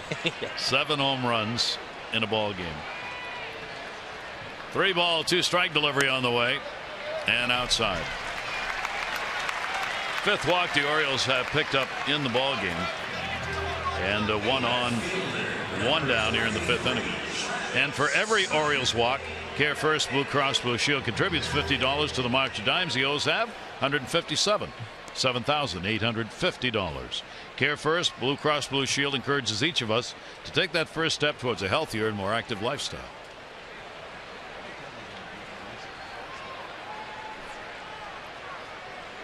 Travis Snider. Travis has a couple of walks in the game, and he is grounded out, scored in the 1st inning. 6 runs, 4 hits in the 1st inning. Manny Machado with a home run. Flaherty had the 2 RBI base hit, big hits in the inning. 3 runs, 3 hits. In the 2nd inning, as the Orioles had 3 home runs in that inning. 3rd inning, 3-run homer by Lowe. 4th inning, Chris Davis, solo shot leading it off. And here in the 5th inning, offense has just gone south. They do not have a home run. How can that be? 2-0 count on Snider. He will foul it back. 2-1. Well, I will say this. I think it's pretty impressive. Manny Machado now the 2 home runs in his first 2 at bats, but really put together a nice at bat. That base on ball. You know, he took some tough pitches down there. You would think a young guy, you know, especially with a couple homers, the way he's been swinging the bat, might come unglued a little bit and try to hit one out onto Utah Street as well, but shows the great patience, stays within himself, and works a quality at bat and draws the walk. Especially in a ball game that's 13-1, because you would do that without feeling as though you're hurting your ball club. He didn't do it. You're right. I think that's a great sign of maturity, and I think that's something he's learned over his first, you know, couple years here with the Orioles, how important each at bat is. And if you give them away in games like this, they may affect you tomorrow. So you keep trying to strive for perfection, have great at bats, see the ball as well as possible. And Manny did there. 2-2 delivery on the way. I was kidding Manny before the game, not really kidding him, but there's a salsa that's out under his name that's sold in stores. And I got someone, he had his bowling event. He had some samples there. I ate the whole jar the other night. It's really good. Yeah. I mean, I'm not trying to sell this. I don't care if it sells or not. But I love salsa, and that's one of the best salsas I've ever had. And it's got some fire in it. It's great to put on tacos, burritos, or just eat with crackers or chips or whatever. And it was really good. And Manny said it's addictive. He says, I eat more of this than I sell. So if you see it, give it a whirl. If you like salsa, it's got a little touch to it. 3 ball, 2 strike count. 1 down. Snider will launch it. That's going to tail away, and that's going to fall in all the way to the wall. Manny Machado coming to third. Bobby Dickerson is going to wave him home. Here's the throw to the plate. They got a shot. Sliding. He's safe. Good slide to the outside part of the plate. Ruiz thought he might have missed it, but the home plate umpire Lance Barksdale says nope, caught the corner on the way in. And nice slide, nice piece of hitting right there from Travis Snider. He drives this ball. Herrera, the center fielder, misplaying it, beating him deep. And the relay throw in. Manny sees the open lane on the outside. Will drop that left hand in, safely scoring second base or first base for Travis Snider. So Snider gets his 15th RBI. The Orioles 14 runs on 12 hits. Still only 1 away here in the 5th inning, and here's Paredes. RBI home run. He's hit into a double play and he's flied out. And he will take the pitch outside for a ball.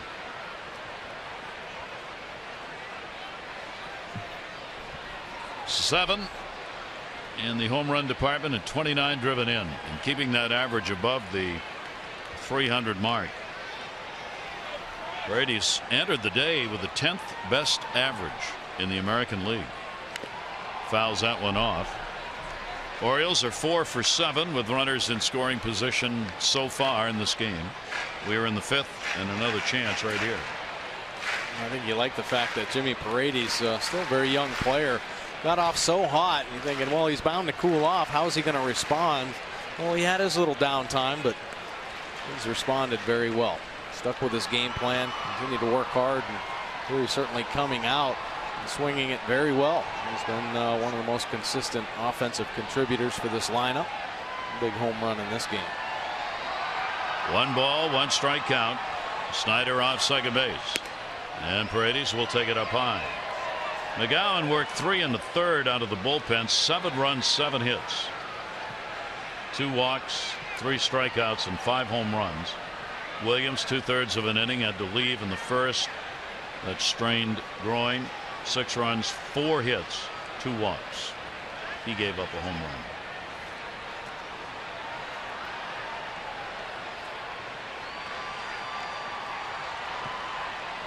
Here's the 2-1 delivery on the way, taken. And he'll get ahead on the count. 3 balls and 1 strike. Paredes too being patient at the plate. With all these hits and balls flying around, you know these Philadelphia pitchers, including Justin DeFraud, is trying to get the Orioles to hit their pitch. And we foul back. The Orioles have not been cooperating. Yeah, you would think, and we had just talked about that, the hitters might start expanding the zone a little bit with such a huge lead. And the pitchers for the Phillies throwing their best stuff out there, trying to nibble the corners, get some chases, but Orioles being patient, waiting for the cookies on the plate, and they're getting them and not missing them. DeFraudis in his first appearance ever against the Orioles has a 3-2. And Paredes, who put it up in the air. Third base Franco in foul territory, puts it away. Chris Davis coming up. Last time up. Inside fastball. It's the barrel on it. 1 hops the warehouse. Take a look at where it landed. There it is. 7 times Chris Davis has been out on Utah Street. There's a 7th right there. Up and over the flag court. That's a long, long way. And then 1 hopped up and hit the windowsill. So Chris back to the plate. He has walked, struck out, homered, scored 2 runs in the game. Fouls it back. All 9 of the Orioles have scored at least once in this ball game.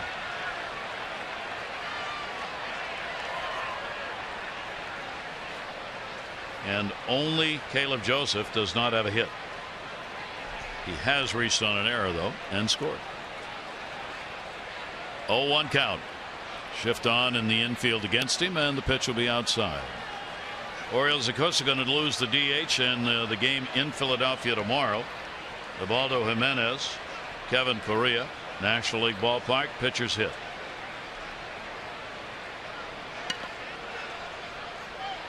So Paredes, who's done most of that, will probably lose a few at-bats in Philadelphia. I think so, the way Ryan Flaherty's playing second base, and J.J. Hardy's healthy. Everybody's healthy right now on the infield. 1 ball, 2 strike count. Snyder with a double and an RBI off second, and that will be down low.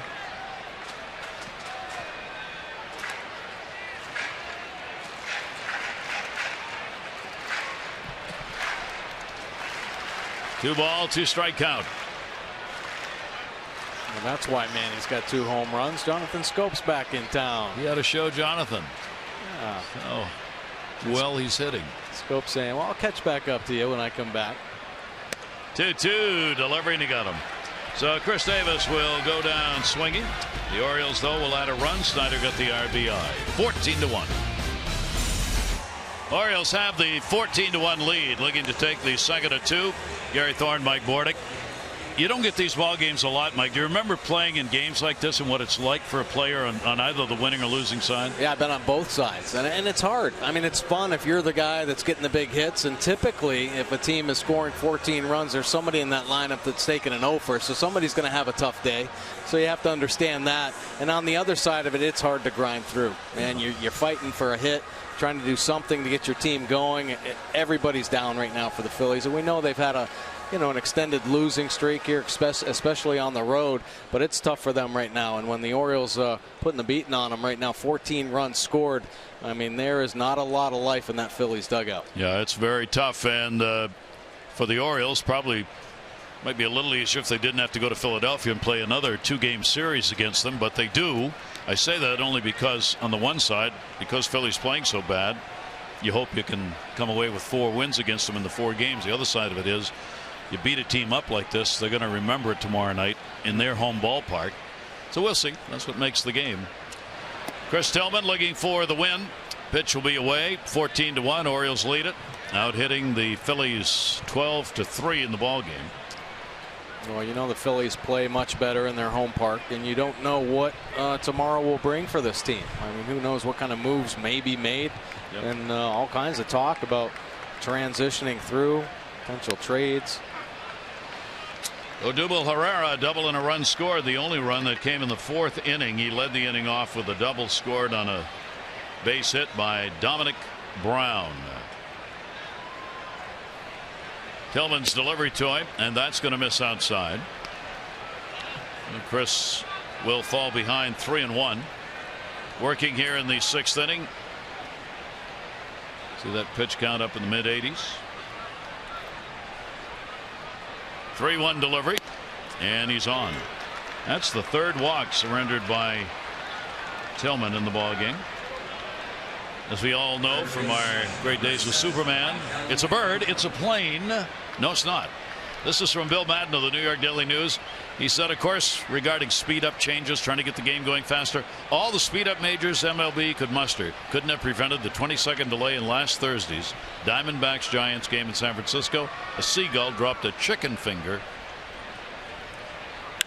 Ball hit in the air to left field and hit pretty good. Line drive deep, and goodbye, home run. Just cleared the wall on a line drive, and Franco gets a 2 RBI homer, and there is another streak broken. The Phillies had not had a home run in their last 7 ball games. They get one here, and it's 14-3. Well, Franco, young player since being recalled, second on the Phillies with 7 home runs now. Here, Chris Tillman, get ahead fastball. He goes out and gets it. Good extension. This ball is rocketed out of the yard. 2-run shot from 20-year-old Franco. Line drive that just kept going and just cleared the wall at 364. Brad Braun getting ready in the bullpen for the Orioles. 14-3. Hit number 4 picked up in the ball game by the Phillies. Howard up, has drawn a walk, and he is flied out. Tillman has thrown 12 of 20 first pitch strikes in the ball game. He would like to be a little bit higher than that. 1 ball, 1 strike count. You figure in a ball game like this, a starter should have a chance to go 7, but not sure Tillman's going to make it with the pitch count where it is. Up high with it, and it is 2-1.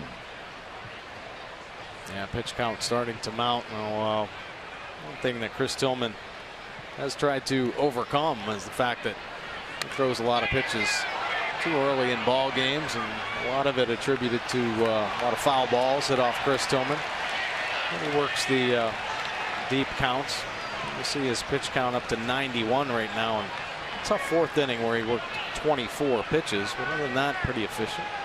2-2 delivery on the way, and a swing and a miss. So Howard goes down. Only the second strikeout Tillman has had in the ball game.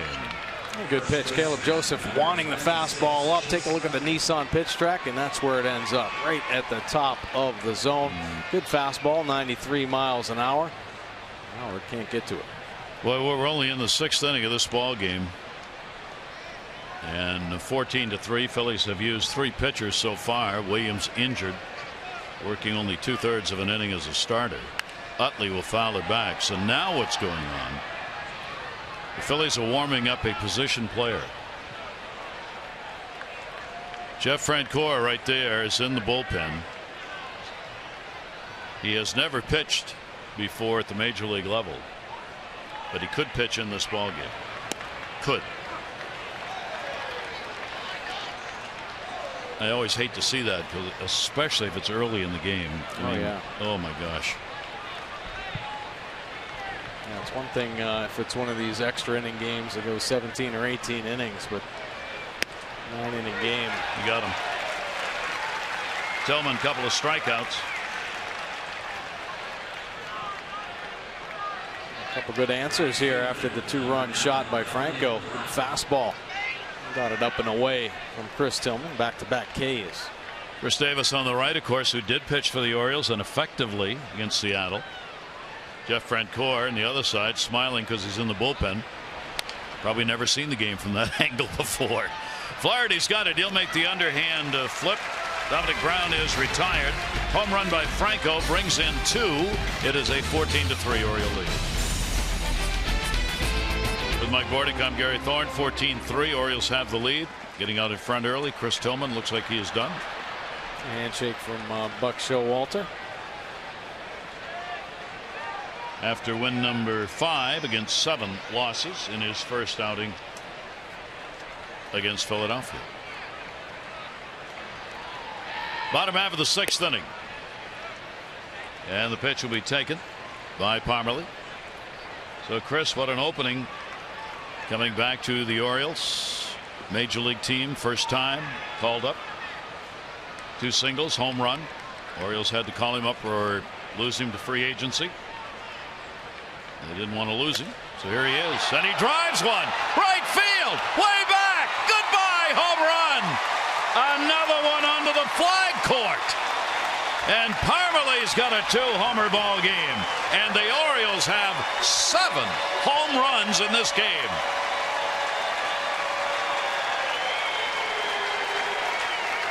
Wow. He wants to be in the big leagues. He wants to stay in the big leagues. Welcome back, Parmelee. Couple homers, 4 hits in this game.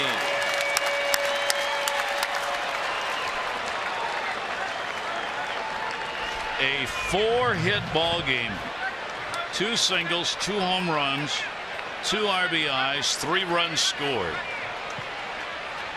J.J. Hardy, and there's one that is inside, and they threw him out of the game, and he didn't care. He'd had enough. There is no argument at all from DeFrancis. He just threw at Hardy and then started walking to the dugout. Yeah, seen enough. And the Orioles doing some damage against the Phillies. Now the likelihood of Francoeur becomes more likely. It sure does.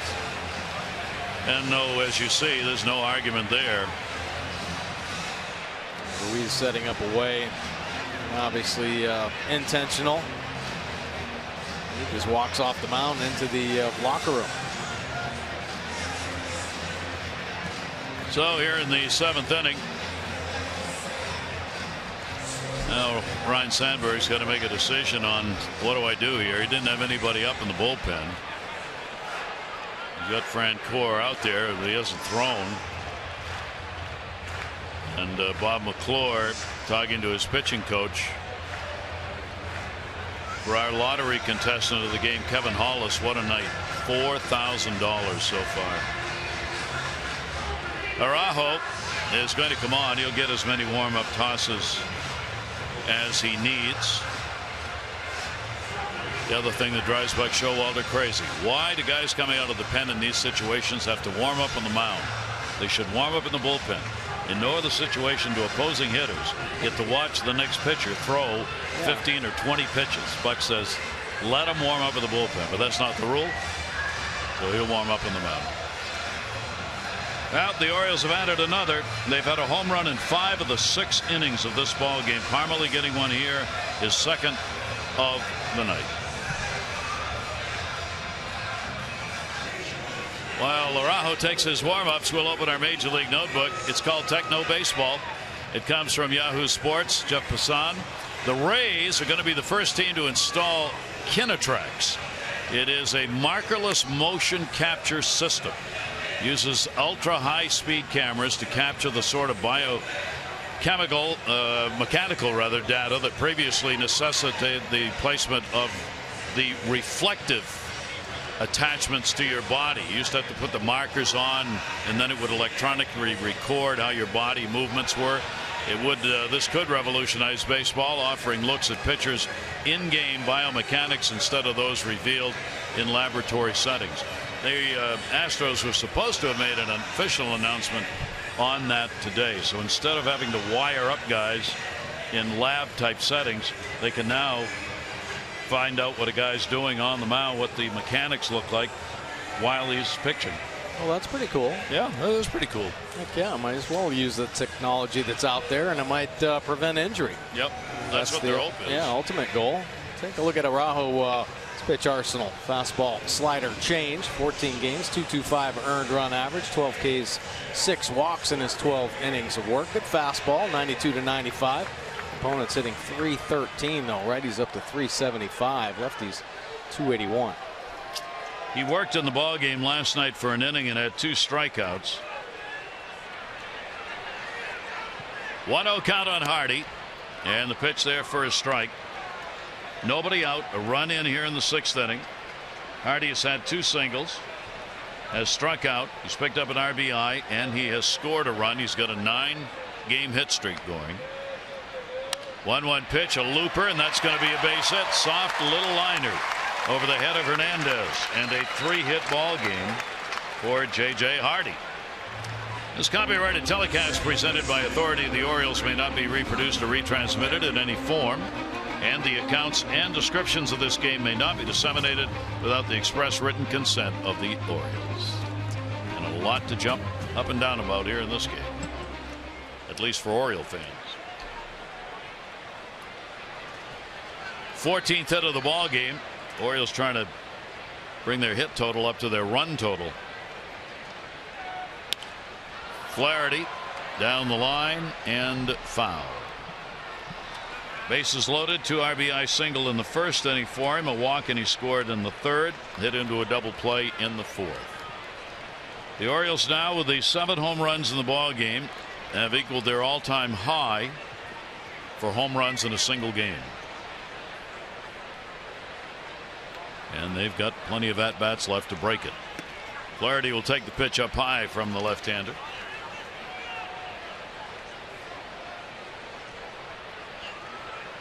Justin Fridas worked an inning plus, 2 runs, 2 hits, a walk, and 2 strikeouts, giving up 1 home run. 1 ball, 1 strike delivery. Flaherty watches that one come into the strike zone. Count goes to 1-2. Yeah, so this is going to be really hard on the Phillies. They head back home, taking on the Orioles the next 2 days. Be surprised if they start bringing some other arms up from the minor leagues and making some moves. Foul back.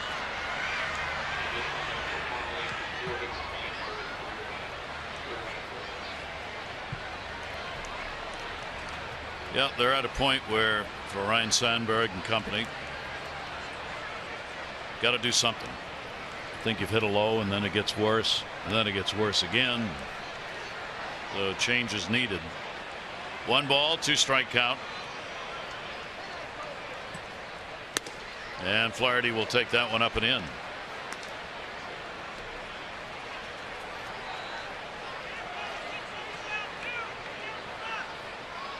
Harang has started last night on the right. Pete Buchanan, bench third base coach, talking to him. 2 ball, 2 strike count. Caleb Joseph, the on-deck batter. Flaherty a chopper.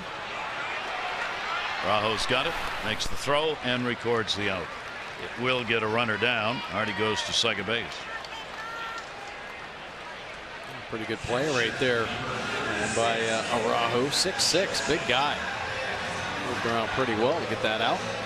You wonder whether or not the discussions about Andy McPhail maybe coming in to be GM or vice president of baseball operations, whether this might hurry that process up. There was discussion about if he was being considered, maybe it would wait till next year. Don't know if you want to do that if you got to rebuild. All right, and that makes it hard on a team too. When you hear about all this talk in the media, and the players are probably getting questioned about, GM possible moves and coaches possibly moving around and what to do. It puts a lot of pressure on this team and the veteran guys thinking about potentially being traded. A lot of not so good things happening right now for the Phillies. It doesn't breed a positive winning atmosphere. That'll be foul outside of third base.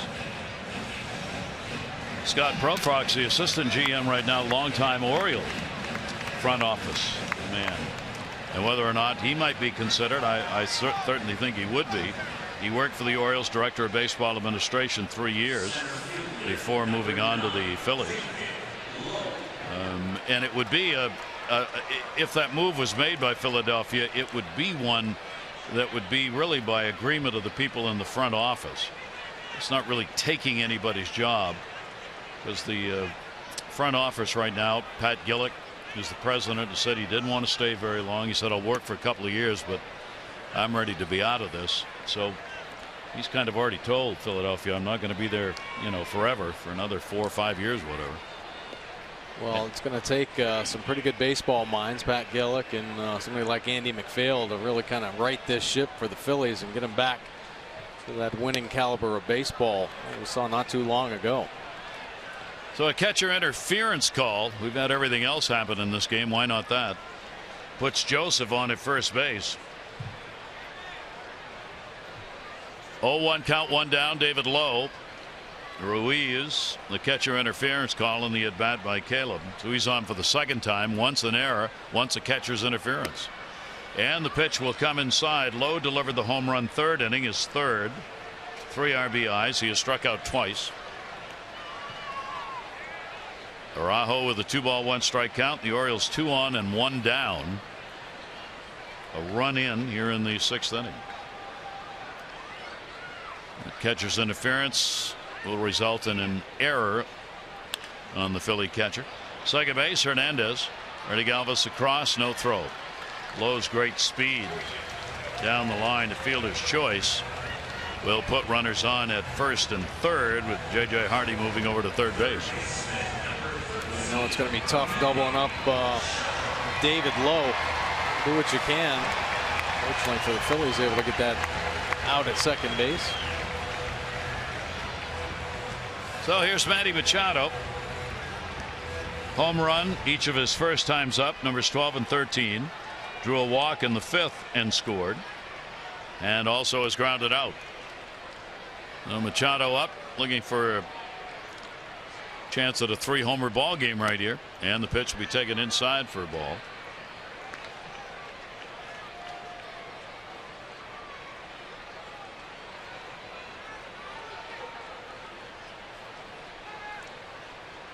Chris Tillman, all these runs to his positive side. Just watching now, he's out of the ball game. Orioles, when they go back out on the field, will go to the bullpen. Brad Brock's been ready, is ready. Well, last year when the Orioles started to turn things around, it seemed like everybody was kind of feeding off everybody else, offensively, defensively. That's a base hit. That'll score Hardy. Lowe will go to third. Ball dropped in the outfield, but Brown will get it back in. So a 3-hit ball game, and another RBI for Manny Machado. Nice piece of hitting right here. So we've seen him pull his home runs down the left field line, out in the bullpen. This pitch fading down and away, and see how he stays on it. Just shoots it past Utley at first base down the right field line to score JJ. 16 runs on 15 hits.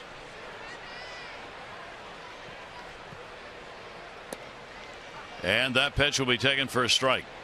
First and third, 2 down. Snyder gets the opportunity again. Last time up, RBI double. He's had a couple of walks, scored a run, and he has grounded out. So Arao having no better luck than the other Philly pitchers. That'll be in the outside corner for a strike. Manny Machado with the 3 hits in the ball game ties his season high in hits. Pumping that average up. And that's the night after his 8-game hit streak was broken. That's going to get down the line. It is a fair ball that'll roll into the corner for Snyder. Lowe has scored. Coming around third, Manny Machado will stop. Not going to take any chances here. Don't need a collision at the plate with Machado or anything remotely like it. Snyder continues to drive him home, though, his second RBI, second double. Yeah, another nice swing by Snyder. Staying on top, taking it the other way. Tough off the big lefty as well. Fastball. Letting it back up, getting it deep, shooting it down the left field line.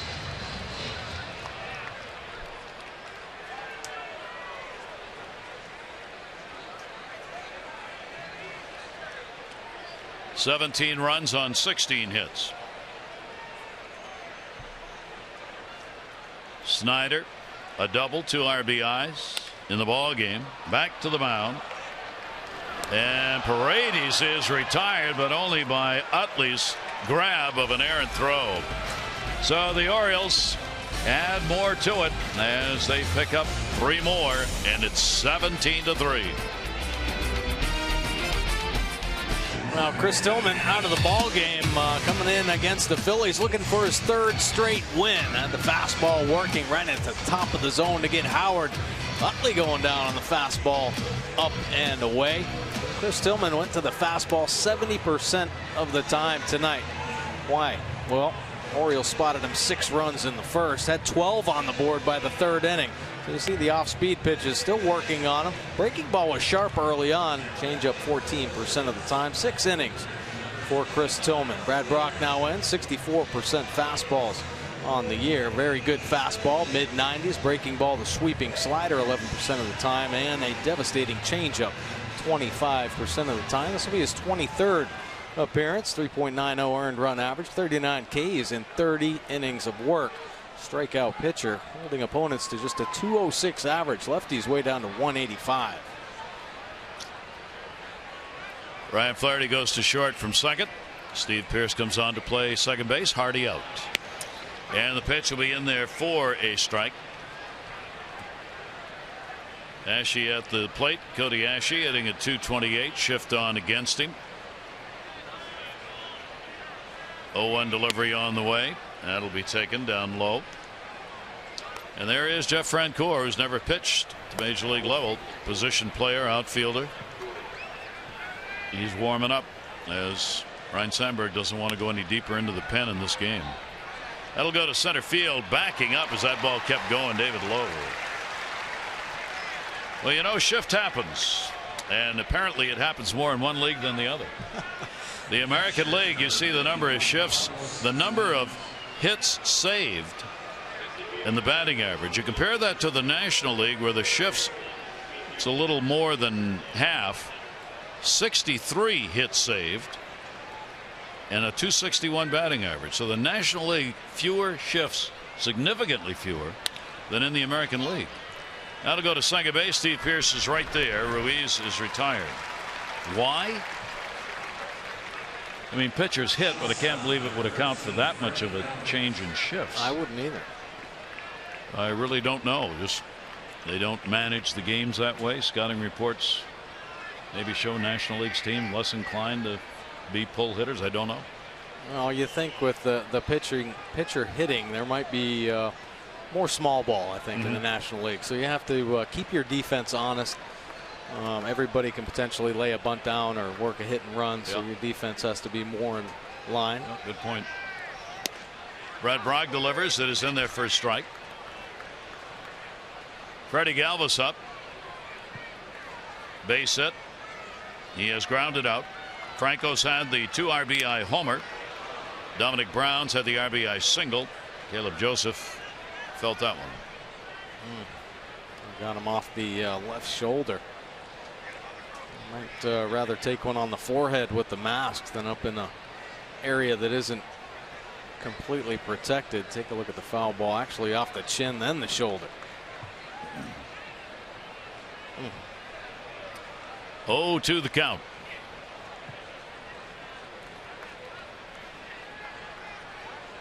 Two down, nobody on. Brad Brock on in relief. Reached 4 and foul back. So the count will stay at 2 strikes. So the Phillies are going to lose their 8th in a row.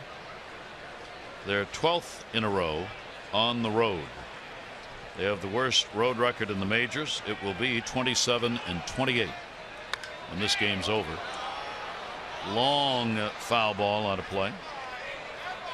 That's some plate coverage right there. Brad Brock throws a nasty changeup down and away that he somehow gets a piece of the bat on to keep the at bat going, and then a fastball up and in. See the Nissan pitch track, the 4th pitch that he pulls foul. And another one foul.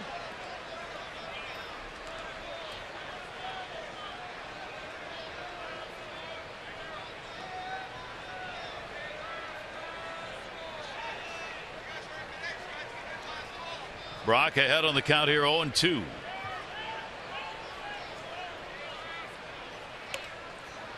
Reaches, trying to punch it the other way. That one also is foul back.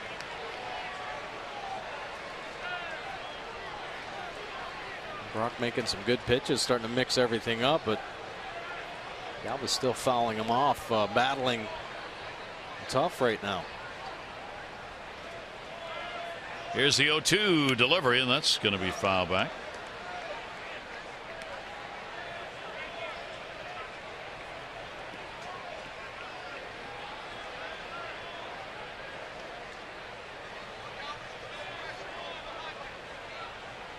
So you wonder, Buck Showalter and bench coach John Russell in there talking a little bit, possibly setting things up for tomorrow already, and maybe next 2 games up in Philadelphia. I don't like to look ahead too much, but pretty comfortable lead right now for the Orioles. 1-2, another looper, and that's going to fall in. Boy, an at bat in a tough situation. You would not give it up.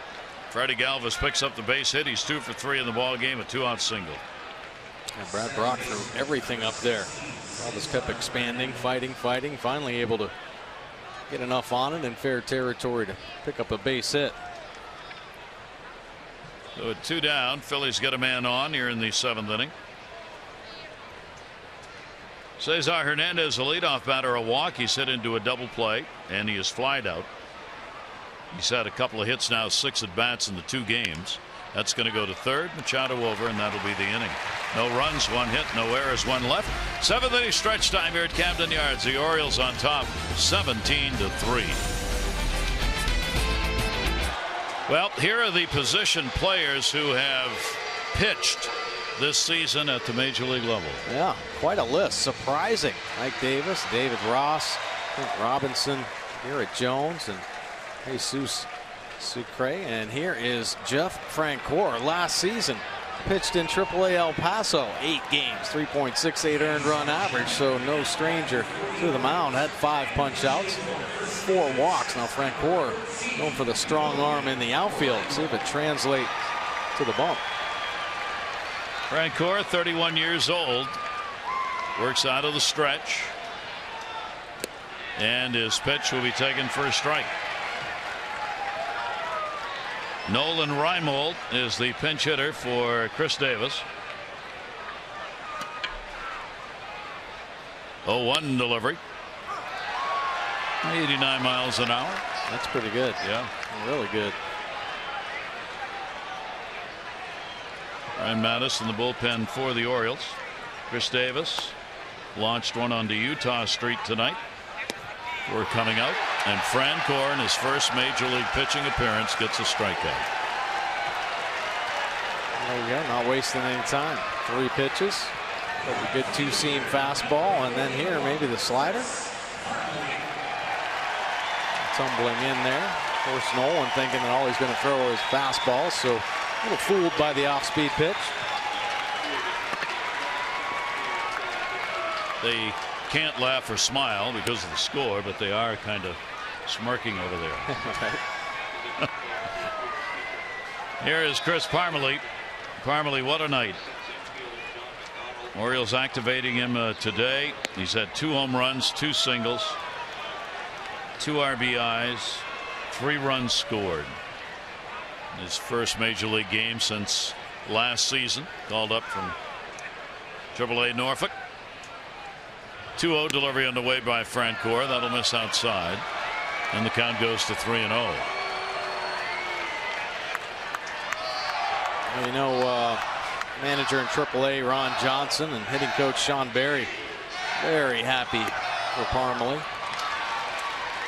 Huge contributor to their success in AAA, and they're in a great position there in Norfolk. So many guys being called up and helping the Orioles. I feel like such a huge part of it. And they absolutely are. Buck Showalter constantly in contact with Ron Johnson about players and who could potentially help the big club. Parmelee certainly helping tonight. It's a 3-ball, 2-strike count after falling behind. 3-2 delivery. It'll be fouled off the other way. It's always a major effort by the hitters when you face a position player like Francoeur on the mound. Yeah, it is. You don't want to get out. Well, you don't in any way. You feel embarrassed if you're making out against a position player, but shoot, Francoeur's getting up there pretty good. Good movement. 3-2 delivery will go to first base backhanded. Francoeur covers. You wonder if he's ever at the major league level practiced that. It looked like it. Pretty impressive. And getting a round of applause. A couple quick outs hasn't happened for the Phillies in this ball game. Orioles fans letting him know they're happy. Couple quick outs. He's done. Well, how strange would this be? The Orioles have scored in every inning of this game. 6 of them.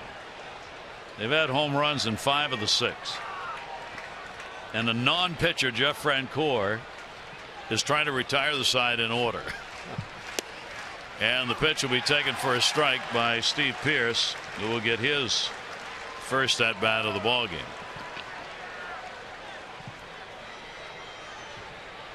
Francoeur becomes the 22nd position player to pitch for the Phillies in their history. 2013 was the last time they used a position player. John McDonald, Casper Wells.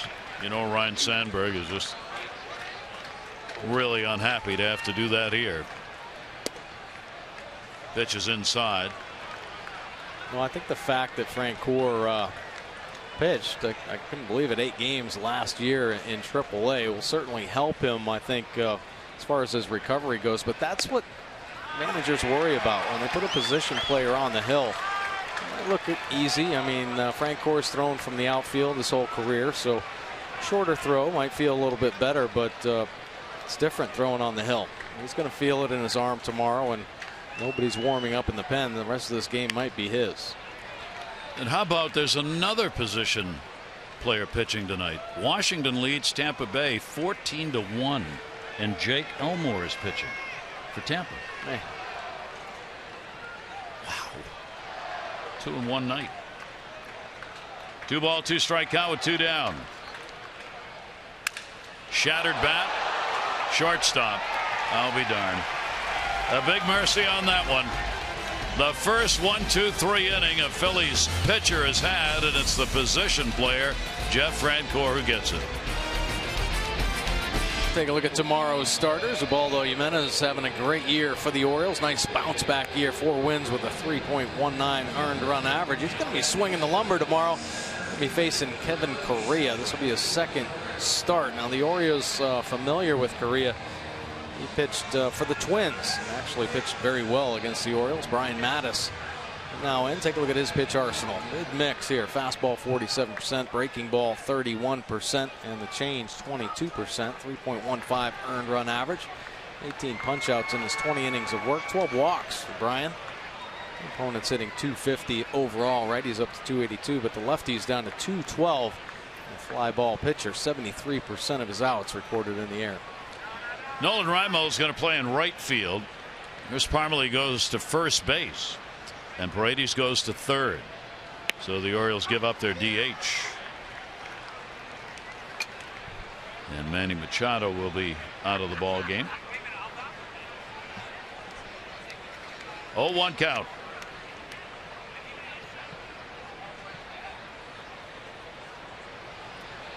And a swing and a miss. Mattis getting that one down and away. Herrera's had a double, a walk. He scored twice in the ball game. Has also struck out. There's J.J. Hardy. A little rest for him. So the Orioles infield now is Paredes, Flaherty, Pierce, and Parmalee. All 4 positions changed from the starters. And a swing and a miss. Herrera's retired, 8th inning. 1 down. Oriole Park, perfect setting for your next group outing. Gather up family, friends, co-workers, colleagues. Enjoy a fun-filled day or night of Orioles baseball. Discounted ticket prices, groups as small as 15, party facilities for up to 1,000. You're right here at Camden Yards. Make it your place for your next group outing. Go to Orioles.com/groups. Mikhail Franco, a home run in the 8th inning, his 7th of the year. That'll be cut off at third base. Paredes up, throws it over, and safe. Pulled him off the bag, and he didn't get the tag on. So Paredes in his first play at third will be charged with an error. You know, Paredes some problems with the glove, but has actually gotten a lot better with the tutelage of Bobby Dickerson here. The throw sailing up the line. Parmalee can't quite keep that foot on, but tries to swipe tag, catch Franco on the end, but gets in there safely. So that'll be an error. A base runner on. Did he have his foot on the bag when he? Oh, no. Pretty close. Pretty close, yeah. He didn't argue it though. So here's Ryan Howard, and Howard will follow back. Take a look again. Now Parmalee very good around the bag. Did his foot stay on? Wow. Might have had him there. I think one of those situations though with the big lead. Do you ask for the review? Yeah. 0-1, 1 down. If that decides the game, we'll all walk to Philly. Yeah, I don't think it will decide the game, but I will say this, the Orioles defense has been outstanding. They had a nice little run going. I think 10 games without an error. That's their first. 1-1 delivery on the way, and Howard way out in front of that one as Brian Mattis backed off it a little bit at 82. 1 ball, 2 strike count. Shift on against Ryan Howard. He's had a walk, a strikeout, and he has flied out. No hits in the 2 games. 0 for 5. 1-2 delivery to him, and that will miss outside. 17 runs on 16 hits for the Orioles. 3 runs on 5 hits for the Phillies. Jeff Francoeur taking a little what for from other pitchers that he would say. Yeah, hanging with the pitchers. My fellow pitchers. 2-2 fouled off. A couple good ones there. Veterans, Orang and Cole Hamels. Mets beat Toronto tonight by a score of 3-2. Harvey got the win, 7 solid innings, no runs, 4 hits, and 6 strikeouts for him. Copeland took the loss, worked only 4. Harvey even had an RBI double in the game. Swing and a miss. 2 strikeouts for Brian Mattis in the inning. We've seen Howard having trouble with the high fastball, and the Orioles, that's their go-to pitch on him, right in the top of the zone. And once again, swinging just underneath it. Good fastball for a couple good breaking balls. Get by Howard. The Toronto, after the 11-game win streak was stopped last night, they lose again. Here's Chase Utley. Tampa Bay's going to lose. They're trailing 14-1. Well, the Orioles going to gain some ground again in this very tight Eastern Division of the American League. Pitch will be taken away for a ball.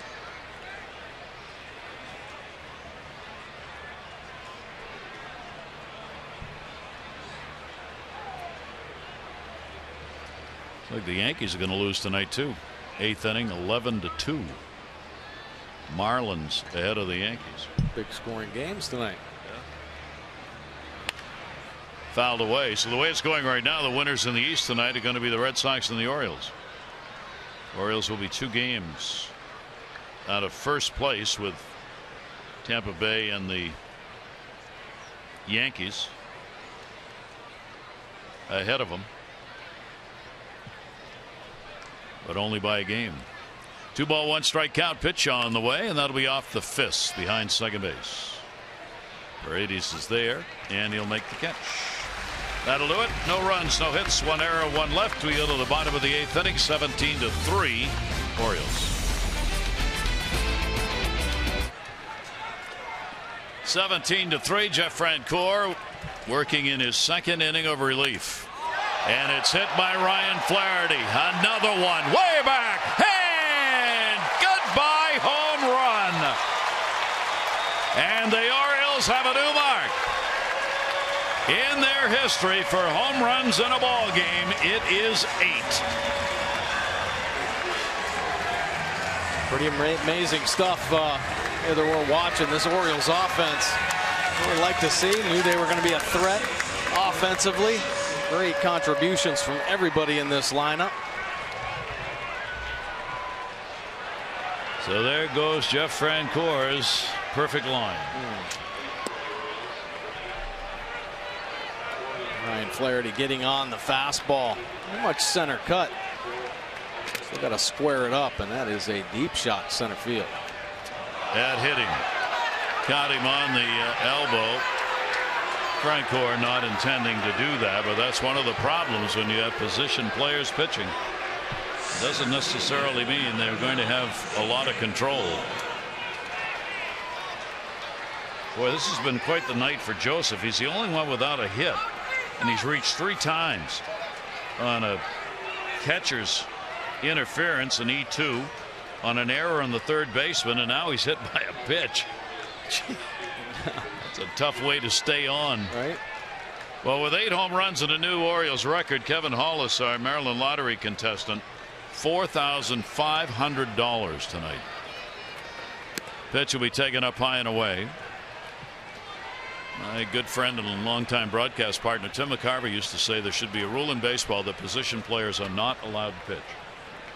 He thought it was degrading to the game and dangerous for hitters. Checked swing, fouled into the seats.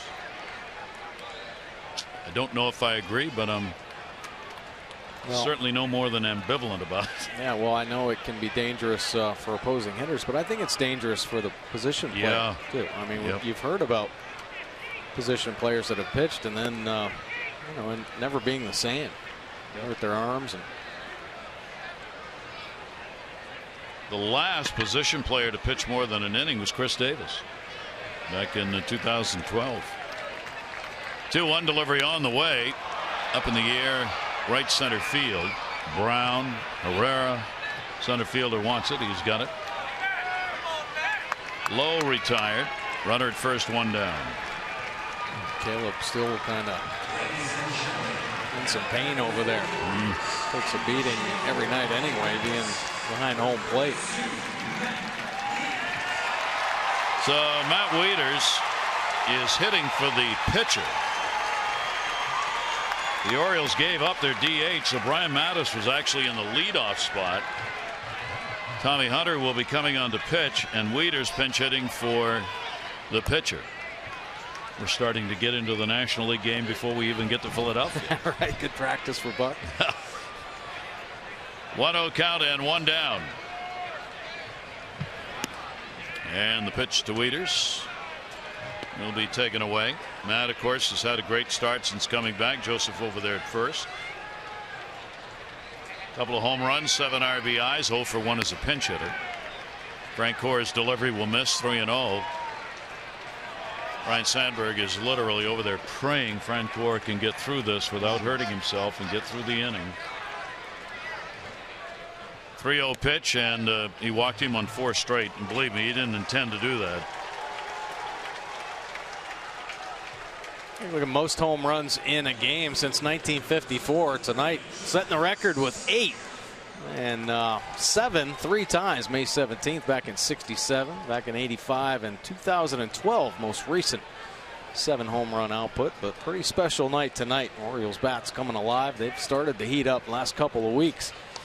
Putting the damage on the board tonight. 2 on and only 1 away. Snyder's already had a big night. He's been on base 4 times. He's had 2 walks, 2 doubles, 2 RBIs, and he's grounded out. 1-0 count. Pitch up high. Frank Core is aiming it now, trying to get a strike thrown here. 29 pitches. He was probably only good for about 20 pitches, I think. At most, yeah. And this is where you can get hurt. Yeah, you're right. Because now you start overthrowing just to try and get one in there. We talked about Chris Davis. Davis pitched, of course, in an extra inning ball game. The last position player who pitched more than an inning in a 9-inning game, you got to go back to 2009. Nick Green with the Red Sox. Swung on and fouled off. Frank Core's working his 2nd inning in this game. There is Chris, who had the great outing in Seattle. And the Orioles, I don't know, was the 18th inning or 17th? I can't remember exactly, but it was, the win. It was late. Yeah, and he got the win.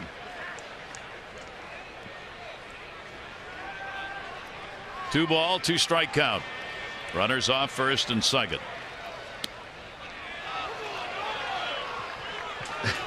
Frank Core looking in at home plate umpire Lance Barksdale like, do you know who I am? I'm not a pitcher. Help a brother out. Help me, help me. 3-2 delivery on the way, and that'll be fouled off.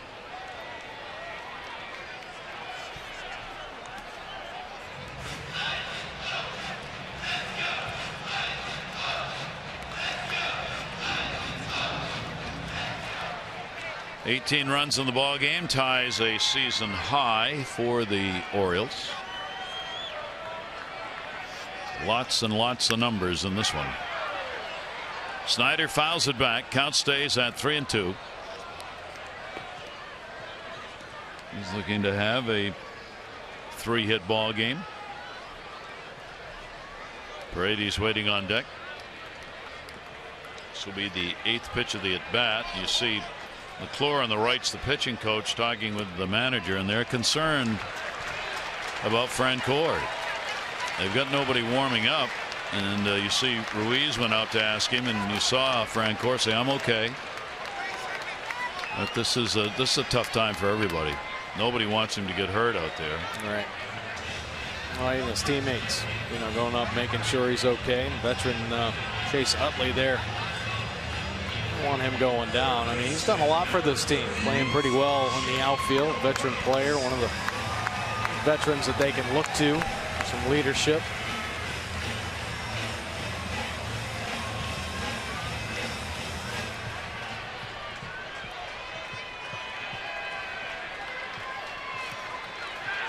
So 1 away, bases are loaded. Paredes has had his 7th home run in the ball game. He'll foul that one off. Another. It's like Bob McClure is trying to get somebody to answer the phone in the pen. I don't want to say it's the game, but nobody's picking up the phone.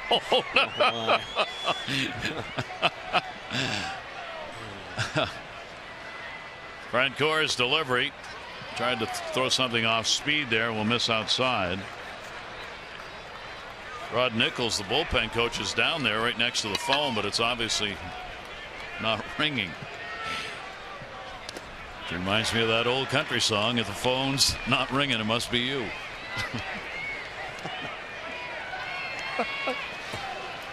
Now they're gonna, this is not surrender. This is an attempt to get to the bullpen. You ought to come out and just call timeout. Yeah. There they go. Now they're going to pick it up. Oh, it was off the hook. And fouled off. Again, I don't want to say that's because of the game. Oh, my. Took the phone off the hook. Oh, my goodness.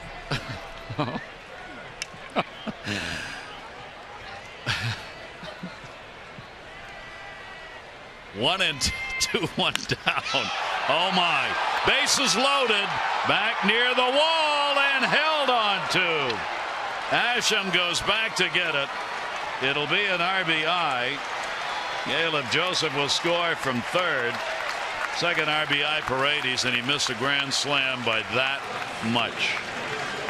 Another pretty good swing by an Orioles hitter. Thinks he might have it. Ashley got turned around in last night's ball game, but he's able to come down with a pretty nice play there. Limiting the Orioles just the sac fly. 2 down. And Paredes has a big night. Nolan Reimold will get his second at bat, called out on strikes in the 7th inning. First and second now at 2 down. Francour's pitch will be outside for a ball. Tommy Hunter is ready to come on to try and finish it up in the 9th inning. Francour continues to have to throw here. Far more than they wanted at 42 pitches. Yeah, he's going to feel this for a couple days. New season high in runs at 19. If he can't get Reimold, what are you going to do? They got nobody warming up. I mean, he's having a very difficult time just trying to get a ball in the strike zone. 3-0 delivery, and that's there. 3 ball, 1 strike count with 2 down. Wieters on at second base. Snyder's on at first.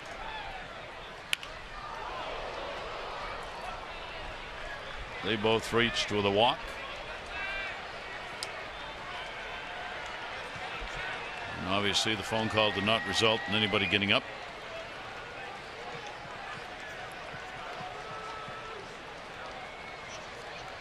Three, 2 away. Runners go, and he walked him.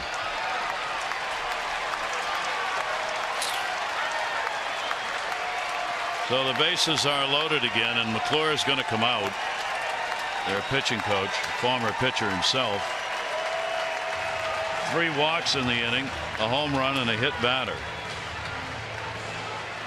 And Francour needs some help. Yeah, well. You see Utley, the veteran, talking to McClure before he even got out there. Utley, I think, is going, you can't leave him in here.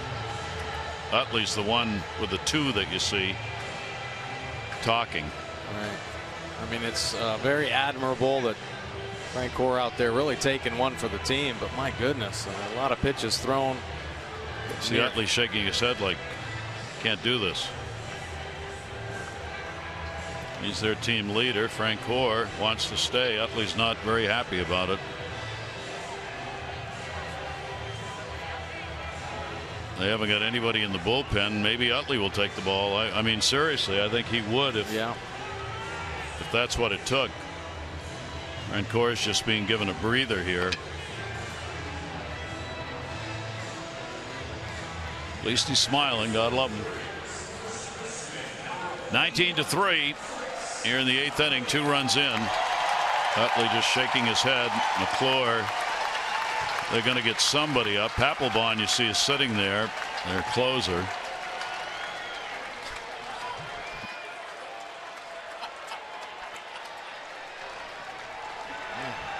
So Francour goes on, and the pitch will be away for a ball. And wouldn't you know it, Chris Parmelee. Parmelee's already had 2 home runs, 2 singles, and now the bases are loaded. And he'll pop it up. Center field. Herrera coming on will make the catch. And even though Philadelphia is going to lose this game, the teammates of Jeff Francour will be around his locker when this thing is over with a big thank you. 19-3.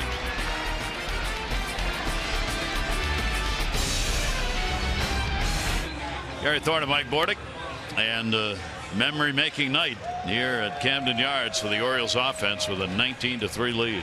And Tommy Hunter in now to try to close things out. Fastball 67% of the time, breaking ball 33%. Tommy, another one of the bullpen arms that has been outstanding recently. 20 punch outs in his 27 and a third inning of work. Just 3 walks for Tommy.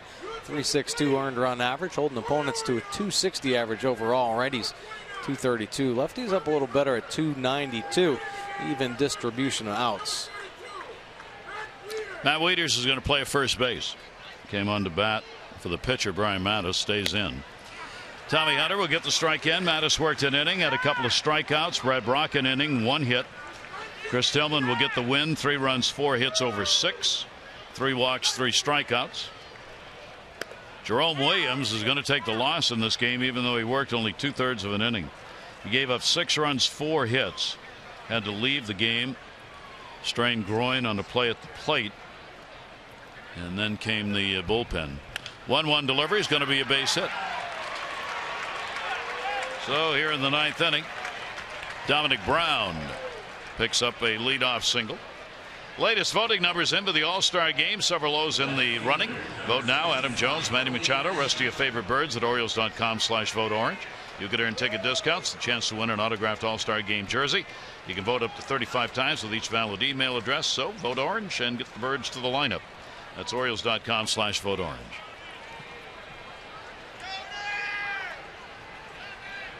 Ashe up, and there's a chopper to second.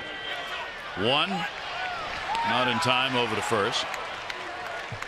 So they will get the force out at second base. Ryan Flaherty. Nice try right there by the Orioles defense. A shifted defense. I think that went 5-6, didn't it? It did. Paredes to Flaherty, who's playing short. Paredes was in the shift from third base over to the other side. Here's Ruiz, who's gone 0 for 3. 2 fly ball outs and a ground ball out. Orioles setting a new record in home runs. 5 of them came against Dustin McGowan, who worked 3 in the 3rd innings. 8 home runs in the ball game for the Orioles. Manny Machado, a 2-homer ball game, his first 2 times up. Paredes has had the home run. Chris Davis launched one onto Utah Street. Parmalee has had 2 in his first game with the Orioles. And a 3-run homer. Lowe picked it up in the 3rd inning. Orioles retired in order only once. That was by Francoeur. Adam Jones sitting on the right, getting a night off. Buck Showalter indicated he may get another night off tomorrow in Philly. Just bumps and bruises. Jonathan Scope next to him will be going out to play Friday. His first rehab game. Maybe only one. Pitches away. 3-1. Yeah, Jonathan Scope healing quickly now. Seems to have turned the corner. Jeff Francoeur's line, a couple innings. Just gave up the 1 hit, 3 walks. 48 pitches thrown. Foul back by Ruiz. 3 balls, 2 strikes, 1 down. So Brady Anderson and the rest of the strength team and trainers got Jonathan Scope ready to go, working him hard, so they don't think the rehab assignment's going to take too long. Yep. 3-2 pitch on the way to him. Had to go up to get it. Flaherty 1, relay over to first, and that is the ball game. So this one is over, but it'll be talked about for a while as the Orioles come away with an unbelievable 19-3 win. They conclude this homestand going 7-1. The Phillies, meanwhile, have lost 8 in a row, 12 in a row on the road, and these 2 teams will play again tomorrow in Philadelphia.